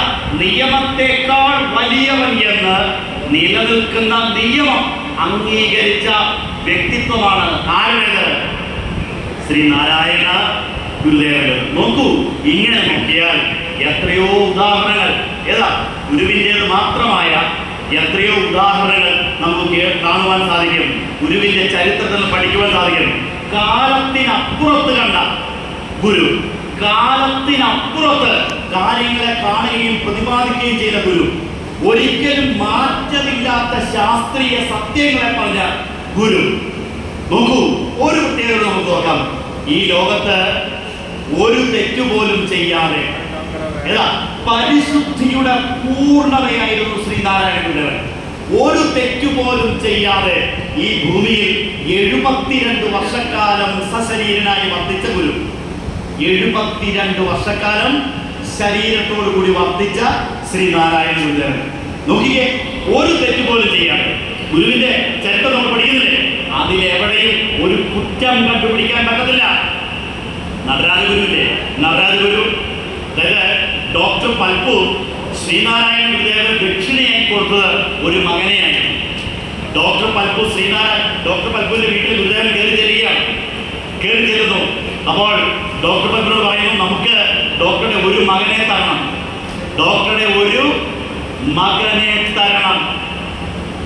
നിങ്ങളോട് ഞാൻ ചോദിച്ചാൽ എന്നാ പറയും? ഇപ്പൊ സ്വാമി നാരായണൻ വന്ന് കൊടുക്കുക, നിങ്ങൾ എന്ത് പറയും? എന്റെ സ്വാമി അതിന് മാത്രം വല്ല ഉണ്ടോ? ആകെ ഈ ഒരെണ്ണമല്ലേ ഉള്ളൂ, അല്ലെ 2 എണ്ണമല്ലേ ഉള്ളൂ. ഇതിനെ തന്നപ്പോൾ എന്റെ കാലത്തിൽ ആരെങ്കിലും ഒക്കെ നോക്കണ്ടേ? കുടുംബം നോക്കാൻ ആരെങ്കിലും വേണ്ടതല്ലേ ചോദിക്കുള്ളൂ. ഡോക്ടർ പുറകോട് നോക്കിയപ്പോ 3 പേരാണ് നിൽക്കുന്നത്. സ്വാമിക്ക് ഇഷ്ടമുള്ളയാളെ വിളിച്ചോളാൻ പറഞ്ഞു. അപ്പൊ ഒരുത്തന്റെ കയ്യില് ഒരു 1ാം റാങ്കിന്റെ സർട്ടിഫിക്കറ്റ് ഉണ്ട്. 1ാം റാങ്ക് പോസ്റ്റ് ഗ്രാജുവേഷൻ ഫസ്റ്റ് റാങ്കിൽ ജയിച്ച ഒരാളുണ്ട്, നടരാജൻ. ഇവനെ നമുക്ക് ഇരിക്കേണ്ടത് പറഞ്ഞു. ഈ നടരാജൻ, അപ്പോ നടരാജന് ഗുരുവിന്റെ കൂടെ പോകാൻ വലിയ താല്പര്യമൊന്നുമില്ല, സന്യാസത്തോട് വലിയ ആഭിമുഖ്യമൊന്നുമില്ല. നടരാജൻ അപ്പോ പോകുന്ന സമയത്ത് ഒരു തീരുമാനമെടുത്തു. ഈ ഗുരുവിന്റെ കൂട്ടത്തിൽ നടക്കുമ്പോൾ ഒരു തെറ്റ് തെറ്റ് ഗുരു ചെയ്യുന്ന കണ്ടാൽ ഞാൻ ഉപേക്ഷിച്ചു പോരും.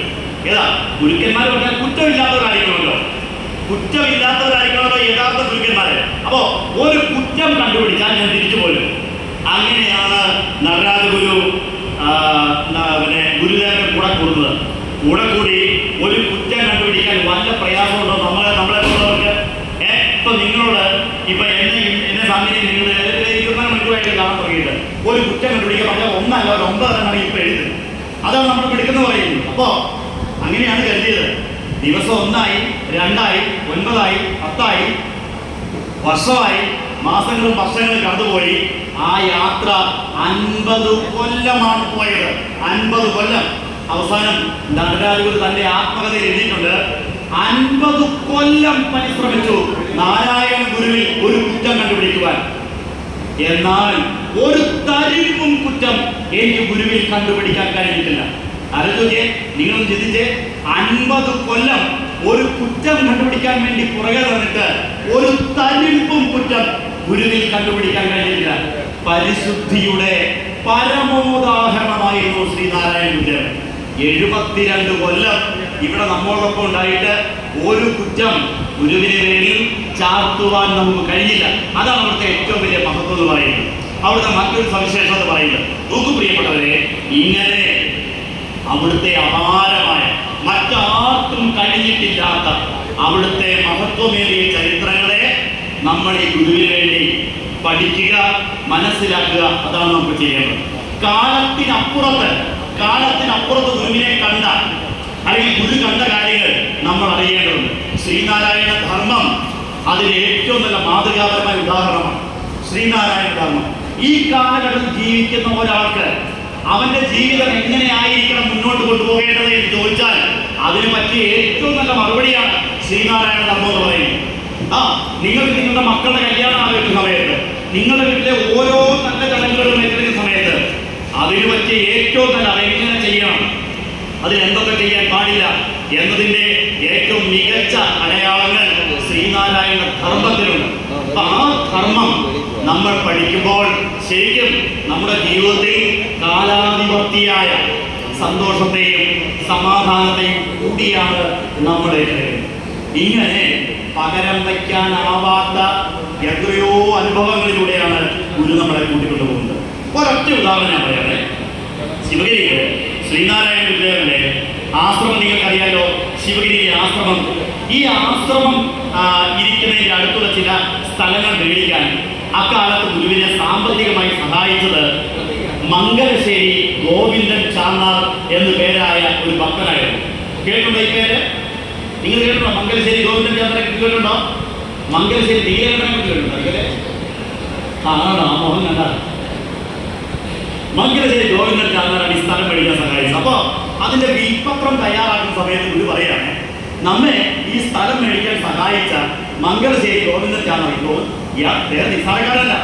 വിദേശത്ത് ഇവിടുന്ന് പ്രോഡക്റ്റ് വിദേശത്ത് കൊണ്ട് വിറ്റ് കച്ചവടം ചെയ്യുന്ന വലിയ കോടീശ്വരനാണ് ഇദ്ദേഹം. കോടീശ്വരൻ. അദ്ദേഹത്തിന്റെ കഥകളൊക്കെ ഉണ്ട്. SNDP യോഗത്തിന്റെ വാർഷിക സമ്മേളനം ഇദ്ദേഹത്തിന്റെ വീട്ടിൽ നടത്തിയ കഥകളും അദ്ദേഹത്തിന്റെ മക്കളുടെ കല്യാണത്തെ കുറിച്ചുള്ള ചരിത്രം വായിക്കേണ്ടത് തന്നെയാണ്. അപ്പോ ഈ മംഗലശ്ശേരി ഗോവിന്ദൻ ചാന്നാര് ഇത്രയും വലിയ കോടീശ്വരൻ ഗുരുവിനെ സാമ്പത്തികമായി സഹായിച്ചല്ലോ. അപ്പൊ ഗുരു പറയാണ്, ഇതിനെ സഹായിച്ച ഗോവിന്ദൻ ചാന്നാർക്ക് ജീവിത അവസാന കാലഘട്ടത്തിൽ ശിവഗിരി ആശ്രമത്തിൽ താമസിക്കുന്നതിനും ഭക്ഷണം കഴിക്കുന്നതിനും ഒപ്പം പ്രതിമാസം ഒരു ചെറിയ തുക പെൻഷനായി കൊടുക്കുന്നതിനുമുള്ള ഈ വ്യവസ്ഥ കൂടി എഴുതി വെക്കാൻ പറഞ്ഞു. ഏതാ വിൽപ്പത്രത്തിലെ. അപ്പൊ ഗോവിന്ദൻ ചോദിച്ച, സ്വാമി, എനിക്ക് ശിവഗിരി വന്നിട്ട് പെൻഷൻ മേടിക്കേണ്ട അവസ്ഥയുണ്ടോ? അവിടെ വന്ന് താമസിച്ചിട്ട് ജീവിക്കേണ്ട ഒരു സാഹചര്യം ഉണ്ടോ? സ്വാമി എന്തേ പറയുന്നത്? അങ്ങനെ ഇരിക്കട്ടെ ഗോവിന്ദാണ് ഗുരുദേവൻ. നോക്കൂ, കാലം കുറെ കഴിഞ്ഞു. ഗുരു സമാധി പ്രാപിച്ചു. വർഷങ്ങൾ പിന്നെയും കടന്നുപോയി. രണ്ടാം ലോകമഹായുദ്ധം പൊട്ടിപ്പുറപ്പെട്ടപ്പോൾ ഗോവിന്ദൻ ചാന്നാരുടെ സാധനങ്ങളുമായിട്ട് പോയ കപ്പലുകൾ കടലിൽ കുടുങ്ങിപ്പോയി. ഉൽപ്പന്നങ്ങൾ ഒരുപാട് നശിച്ചുപോയി. ലോൺ എടുത്താണ് ബിസിനസ് ചെയ്യുന്നത്.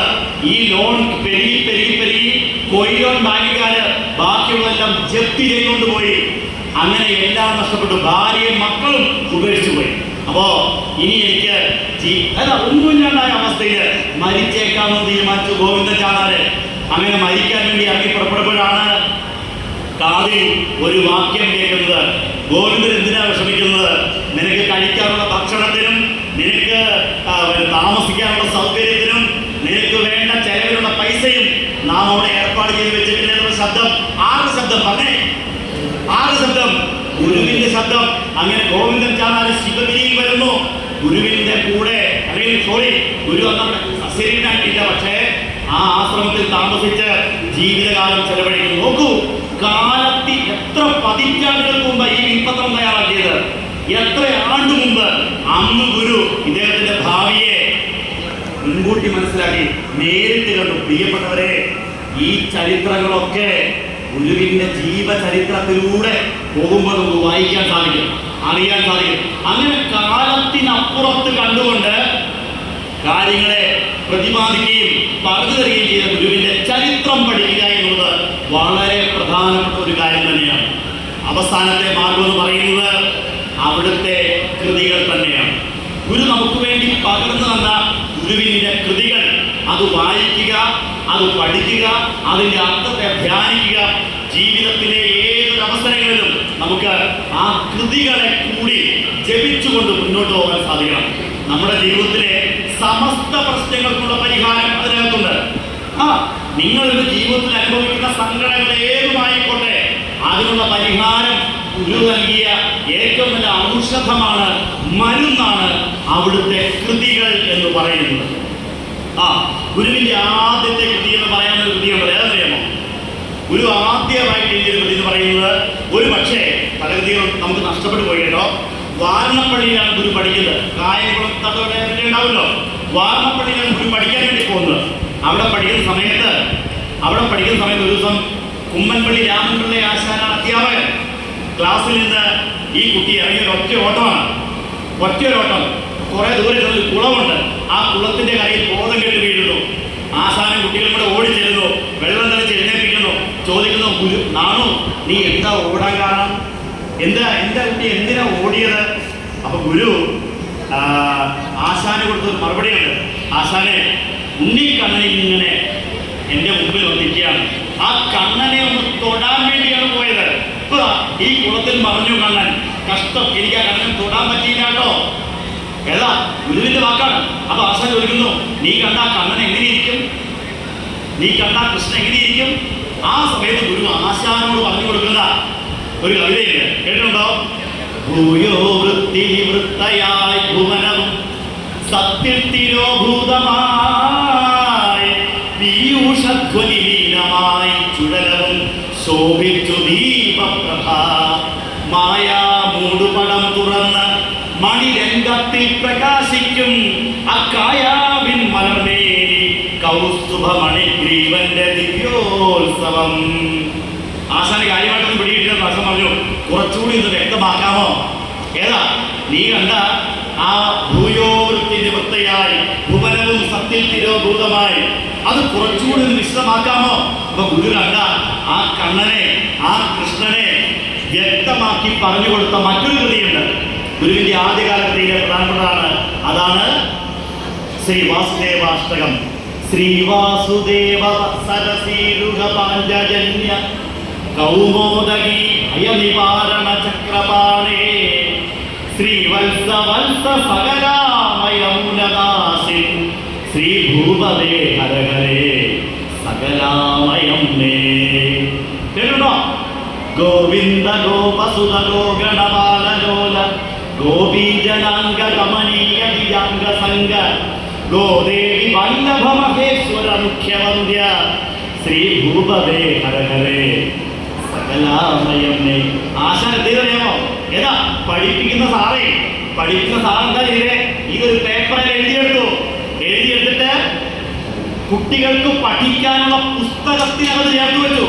ഏതാ ഇനി മുതൽ ഈ കളരിയിൽ പഠിക്കാൻ വരുന്നവര് ഇതുപോലെ പഠിച്ചോണം. ഏതാ തന്റെ ശിഷ്യന്റെ ഒരു കൃതി, തന്റെ ശിഷ്യന്റെ കൃതിയെ പഠിപ്പിക്കാൻ വേണ്ടി ഏൽപ്പിച്ചു കുമ്മൻപള്ളി രാമൻപിള്ള അതൊന്നൊരു ഭാഗ്യമല്ലേ? ഏതാ തൻ്റെ ഇപ്പം ഞാൻ അധ്യാപകനാണ്, 10-30 കൊല്ലങ്ങളായിട്ട് സ്കൂളിൻ്റെ അധ്യാപകൻ, ഇന്നത്തെ ഹെഡ് മാസ്റ്ററായിട്ട് ജോലി ചെയ്യുന്ന ആളാണ്. എൻ്റെ ക്ലാസ്സിൽ ഒരു കൊച്ചെഴുതിയ ഒരു കൃതി ഞാൻ പഠിക്കുക, എൻ്റെ മറ്റേ ക്ലാസ്സിൽ പഠിപ്പിക്കുക എന്ന് പറഞ്ഞാൽ അങ്ങനെ വലിയ ഭാഗ്യം ആർക്കും കിട്ടാൻ പാടിയില്ല അല്ലേ? അതിൽ ആധുനികരാത്തൊരു കവിയുണ്ട്, നമ്മുടെ ചങ്ങമ്പുഴ കൃഷ്ണപിള്ള. കേട്ടോ? ചങ്ങമ്പുഴ മലയപ്പുലയന മാടത്തിൻ മുറ്റത്ത് മഴ വന്നതാണൊരു വാഴത്തെ കഥ പഠിച്ചിട്ടില്ലേ? ഇല്ലെങ്കിൽ എന്താ കാവ്യനർത്തകി കനകച്ചിലങ്കുലുങ്ങി കാഞ്ചന കാഞ്ചി കുലുങ്ങി കുലുങ്ങി കടമിഴി കോണുകളിൽ സ്വപ്നം മയങ്ങി കതിരു തീർപ്പു പുഞ്ചിരഞ്ചുണ്ടിൽ തങ്ങി. പഠിച്ച ഓർമ്മയില്ല? 8ാം ക്ലാസ്സിലുള്ള കാവ്യനർത്തകി. അപ്പോ ഈ ചങ്ങമ്പുഴ എഴുതിയ ഒരു കൃതിയുണ്ട്, മനസ്സുരി. അതാ മഞ്ഞത്തെറ്റി പൂങ്കുല പോലെ മഞ്ചിമ വിടരും പുലർകാലെ നിന്നു ലളിതേ നീയൻ മുന്നിൽ നിർവൃതിതൻ പൊൻകതിർ പോലെ. ഇപ്പം മഹാരാജാസ് കോളേജിൽ ഈ പുസ്തകം പഠിപ്പിക്കുന്നുണ്ട്. അപ്പോൾ പഠിപ്പിക്കുന്ന സാറെന്ന് പറയാണ്, മഞ്ഞത്തെറ്റി പൂങ്കുല പോലെ, ഒരു പ്രഭാതകാലത്ത് മഞ്ഞത്തെറ്റിയുടെ പൂങ്കുല പോലെ നിന്നു ലളിതേ, ലളിത. അപ്പോൾ ആ സാറ് പറയുകയാണ് ലളിതയാണ്, അത് ചങ്ങമ്പുഴയുടെ കാമുകിയാണ്. അപ്പോൾ ക്ലാസ്സിൽ ഒരു വിദ്യാർത്ഥി പറഞ്ഞു, സാറേ അങ്ങനെ ഒരു കാമുകി ചങ്ങമ്പുഴയ്ക്ക് ഇല്ല സാറേ. അത് നിനക്കെങ്ങനെ അറിയാം? ഞാനാണ് സാറേ ആ ചങ്ങമ്പുഴ. അതാണ്. അപ്പോൾ സ്വന്തം ശിഷ്യന്റെ ഒരു കൃതി ആശാൻ പഠിപ്പിക്കുകയാണ്. അപ്പൊ അങ്ങനെ ആശാൻ കൽപ്പിച്ചു കൊടുത്ത പുസ്തകമാണ് ഏത്? ശ്രീ വാസുദേവ അഷ്ടകം. അങ്ങനെ ഗുരുവിന്റെ ഇനി ഗുരുവിന്റെ കൃതികൾക്കുള്ള മറ്റൊരു പ്രത്യേകതയുണ്ട്. ഗുരുവിന്റെ സ്തോത്ര കൃതികൾക്ക് പ്രത്യേകിച്ചും ഗുരു ഒരു ദേവനെ കുറിച്ച് എഴുതണമെങ്കിൽ ഗുരു കണ്ട് അനുഭവിച്ചത് മാത്രമേ എഴുതാവുള്ളൂ. ഗുരു കണ്ട് അനുഭവിച്ചത് മാത്രമേ ഗുരു എഴുതിയിട്ടുള്ളൂ. ഗുരുവിന്റെ ഏത് സ്തോത്രകൃതി എടുത്താലും നമ്മളൊക്കെ കാണുന്ന രൂപത്തിലാണ് അല്ല ഗുരു കണ്ടത്. അതായത് പ്രത്യേകത. നമ്മളൊക്കെ കണ്ട രൂപത്തിലല്ല, ഗുരു താൻ സാക്ഷാത്കരിച്ചതിനെയാണ് നമുക്ക് വേണ്ടി പറഞ്ഞു തന്നത്. ഗുരുവിന്റെ സ്തോത്രകൃതികൾ നോക്കിക്കേ. നമദേവവൃന്ദം ലസദ്വേദകന്ദം ശിരശ്രീമതിന്ദും ശ്രിതശ്രീ മുകുന്ദം ബൃഹച്ചാരുതുന്ദം സ്തുതശ്രീ സനന്ദം ജഡാഹീന്ദ്രകുന്ദം ഭജേഭീഷ്ടസന്ദം കിലദേവഗോത്രം കനദേവഗാത്രം. ഗണപതിയെ കുറിച്ച് ഗുരു ഓരോന്നും എഴുതിയിട്ടുള്ളൂ.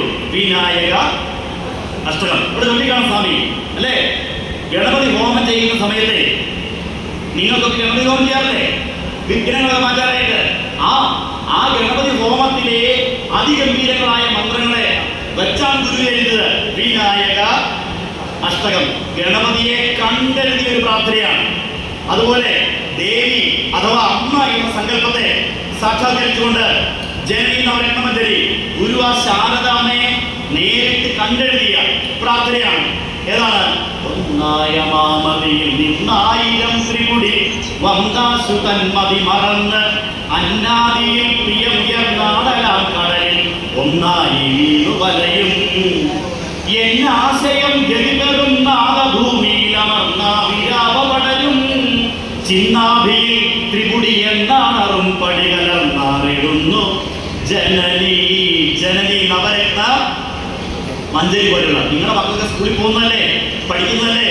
പഠിക്കുന്ന കുട്ടികൾക്ക് അറിവിനെ അവരുടെ ചിന്തയിലും ബുദ്ധിയിലും സാക്ഷാത്കരിക്കാൻ വേണ്ടി അറിവിന്റെ ദേവതയായ സരസ്വതിയെ ഗുരു പ്രതിഷ്ഠിച്ചുകൊണ്ട് നമുക്ക് നൽകിയ മറ്റൊരു ശാരദ പ്രതിഷ്ഠയാണ് ജനനി നവരത്ന മഞ്ജരി. ചൊല്ലണ്ടേ, പഠിക്കണ്ടേ? അതുപോലെ നമ്മുടെ ജീവിതത്തിലെ കഷ്ടകാലങ്ങൾ ഏതും മാറുവാൻ, നമ്മുടെ ജീവിതത്തിലെ എല്ലാ പ്രയാസങ്ങളും പ്രതിബന്ധങ്ങളും മാറുവാൻ ഗുരു ഇങ്ങനെ ഓരോ അവസരങ്ങളായിട്ട് തന്ന കൃതികൾ തന്നെ മതി ജീവിതത്തിലെ എല്ലാ സങ്കടങ്ങൾക്കുമുള്ള മരുന്നാണ്. നമ്മളിങ്ങനെ ദൈവത്തെ തേടി പോവാണ്. അമ്പലങ്ങളിലൂടെ, വഴിപാടുകളിലൂടെ, ജ്യോത്സ്യന്മാരിലൂടെ, മന്ത്രവാദികളിലൂടെ നമ്മൾ തേടി പോകുമ്പോൾ എല്ലാത്തരം പ്രശ്നങ്ങൾക്കുമുള്ള മരുന്ന് കയ്യിരിപ്പുണ്ട്. ഒരു മരുന്ന് ഞാൻ പറഞ്ഞുതരാം. ഭദ്രകാളി അഷ്ടകം കേട്ടിട്ടുണ്ടോ? ശ്രീമദ് ശങ്കരപാണി പല്ലവ കിരല്ലോലംബമാലോ ജസൻ മാലാലോല കലാപകാള കബരി ഭാരാവലി ഭാസുരി കാരുണ്യാമൃതവാരി രാശി ലഹരി പീയൂഷ വർഷാവലി ബാലാംബാം ലളിതാളകാമന്ദിരം ശ്രീഭദ്രകാളി ഭദ്രകാളി അഷ്ടകം. ഇത് 8 ഖണ്ഡിക എഴുതിയിട്ട് 9ാമത് ഒരു ഖണ്ഡിക കൂടെ ഗുരു എഴുതി. 8 എഴുതിയിട്ട് 9ാമത് ഒരെണ്ണം കൂടെ അതിൽ ഗുരു പറയുകയാണ്, ദേവി പാദപയോജ പൂജനമിതി ശ്രീഭദ്രകാള്യഷ്ടകം രോഗൗഘാഗനാനിലായിതമിദം പ്രാതപ്രഗേയ പഠൻ ശ്രേയ ശ്രീ ശിവകീർത്തി സമ്പദഖിലം സംപ്രാപ്യ സമ്പന്മയീം ശ്രീദേവി മനപായിനീം യതിമയൻ സ്വയം സുഖീ വർത്തതേ. നിങ്ങൾ ഈ 8 ഖണ്ഡിക പ്രാർത്ഥന വേറെന്തായിരുന്നു?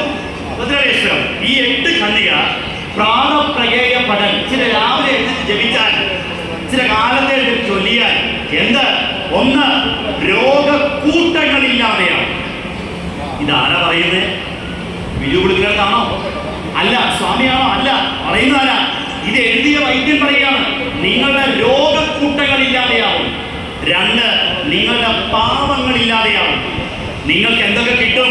ശ്രേയ ശ്രീ ശിവ കീർത്തി സമ്പത്ത് അഖിലം സംപ്രാപ്യ. നിങ്ങൾക്ക് ഇത് ശ്രേയസ്സിനെ തരും, നല്ല സൽപ്പേരിനെ തരും, ഐശ്വര്യത്തെ തരും, നിങ്ങൾക്ക് എല്ലാ നന്മകളെയും പ്രദാനം ചെയ്യും. പ്രാർത്ഥനയുടെ പേരെന്താണ്? മറന്നുപോയോ? ഭദ്രകാളി അഷ്ടകം. മറന്നുപോയ എഴുതി വെക്കണമെന്നാണെങ്കിൽ ഇല്ലേ, ഇത് തിരിച്ചെഴുതുന്നതിന് മുമ്പ് ഒരു വിളി. ഞാൻ കഴിഞ്ഞ ദിവസം നെയ്യാറ്റിക്കരായിരുന്നു ക്ലാസ്. അപ്പോൾ ക്ലാസ് എടുത്ത് വീട്ടിൽ രാത്രി 11 മണിയായി ചെല്ലുമ്പോൾ അപ്പോൾ ഒരു ഫോൺ കോൾ, സാറേ ഞാൻ നെയ്യാറ്റിക്കര അമ്മച്ചിയാണ്. എന്നാ അമ്മച്ചി? അത് ആ സൂക്കേട് മാറാനുള്ള പ്രാർത്ഥനയുടെ പേരെന്തേ? എന്തെങ്കിലും പറഞ്ഞു ഭദ്രകാളി. ഇങ്ങനെ നമുക്ക് ജീവിതത്തിലെ പ്രതിസന്ധികൾക്കുള്ള, പ്രശ്നങ്ങൾക്കുള്ള പരിഹാരവും ഗുരു നൽകിയിട്ടുണ്ട്. അത് ഉപയോഗിക്കട്ടെ. മരുന്ന് എത്ര നല്ലതായിക്കോട്ടെ, കുറിച്ച ഡോക്ടർ എത്ര മിടുക്കനായിക്കോട്ടെ, മരുന്ന് കഴിക്കാതെ രോഗം മാറുമോ? അപ്പൊ അതുകൊണ്ട് ഈ ഇത്തരം ചില പ്രത്യേകതയുള്ള കൃതികൾ ഗുരു നമുക്ക് നൽകിയിട്ടുണ്ട്. ഭദ്രകാളീശ്വരം പോലെയുള്ള. പിന്നെ അതിമനോഹരമായിട്ട് ദേവിയെ വർണ്ണിക്കുന്ന എന്താണ്? ശ്രീ ശിവേതി പരിപാലയേതി പരിപാലയേതി ജപമാലയ. ശ്രീ ശിവേതി പരിപാലയേതി പരിപാലയേതി ജപമാലയ. പാദഭക്തജനപാലനാധികപരായണ ഭവഭയാപക ഭൂതമാനസ പുരാണ പുരുഷ പുരന്ദരാദി ഗുരുപൂജിത സാധു സാധിത സരസ്വതി സകല സമ്പ്രദായ സംഘാകൃത ശാദ ശാരദ ശശാങ്കശേഖര ശിവ ശിവ ശിവമുതി.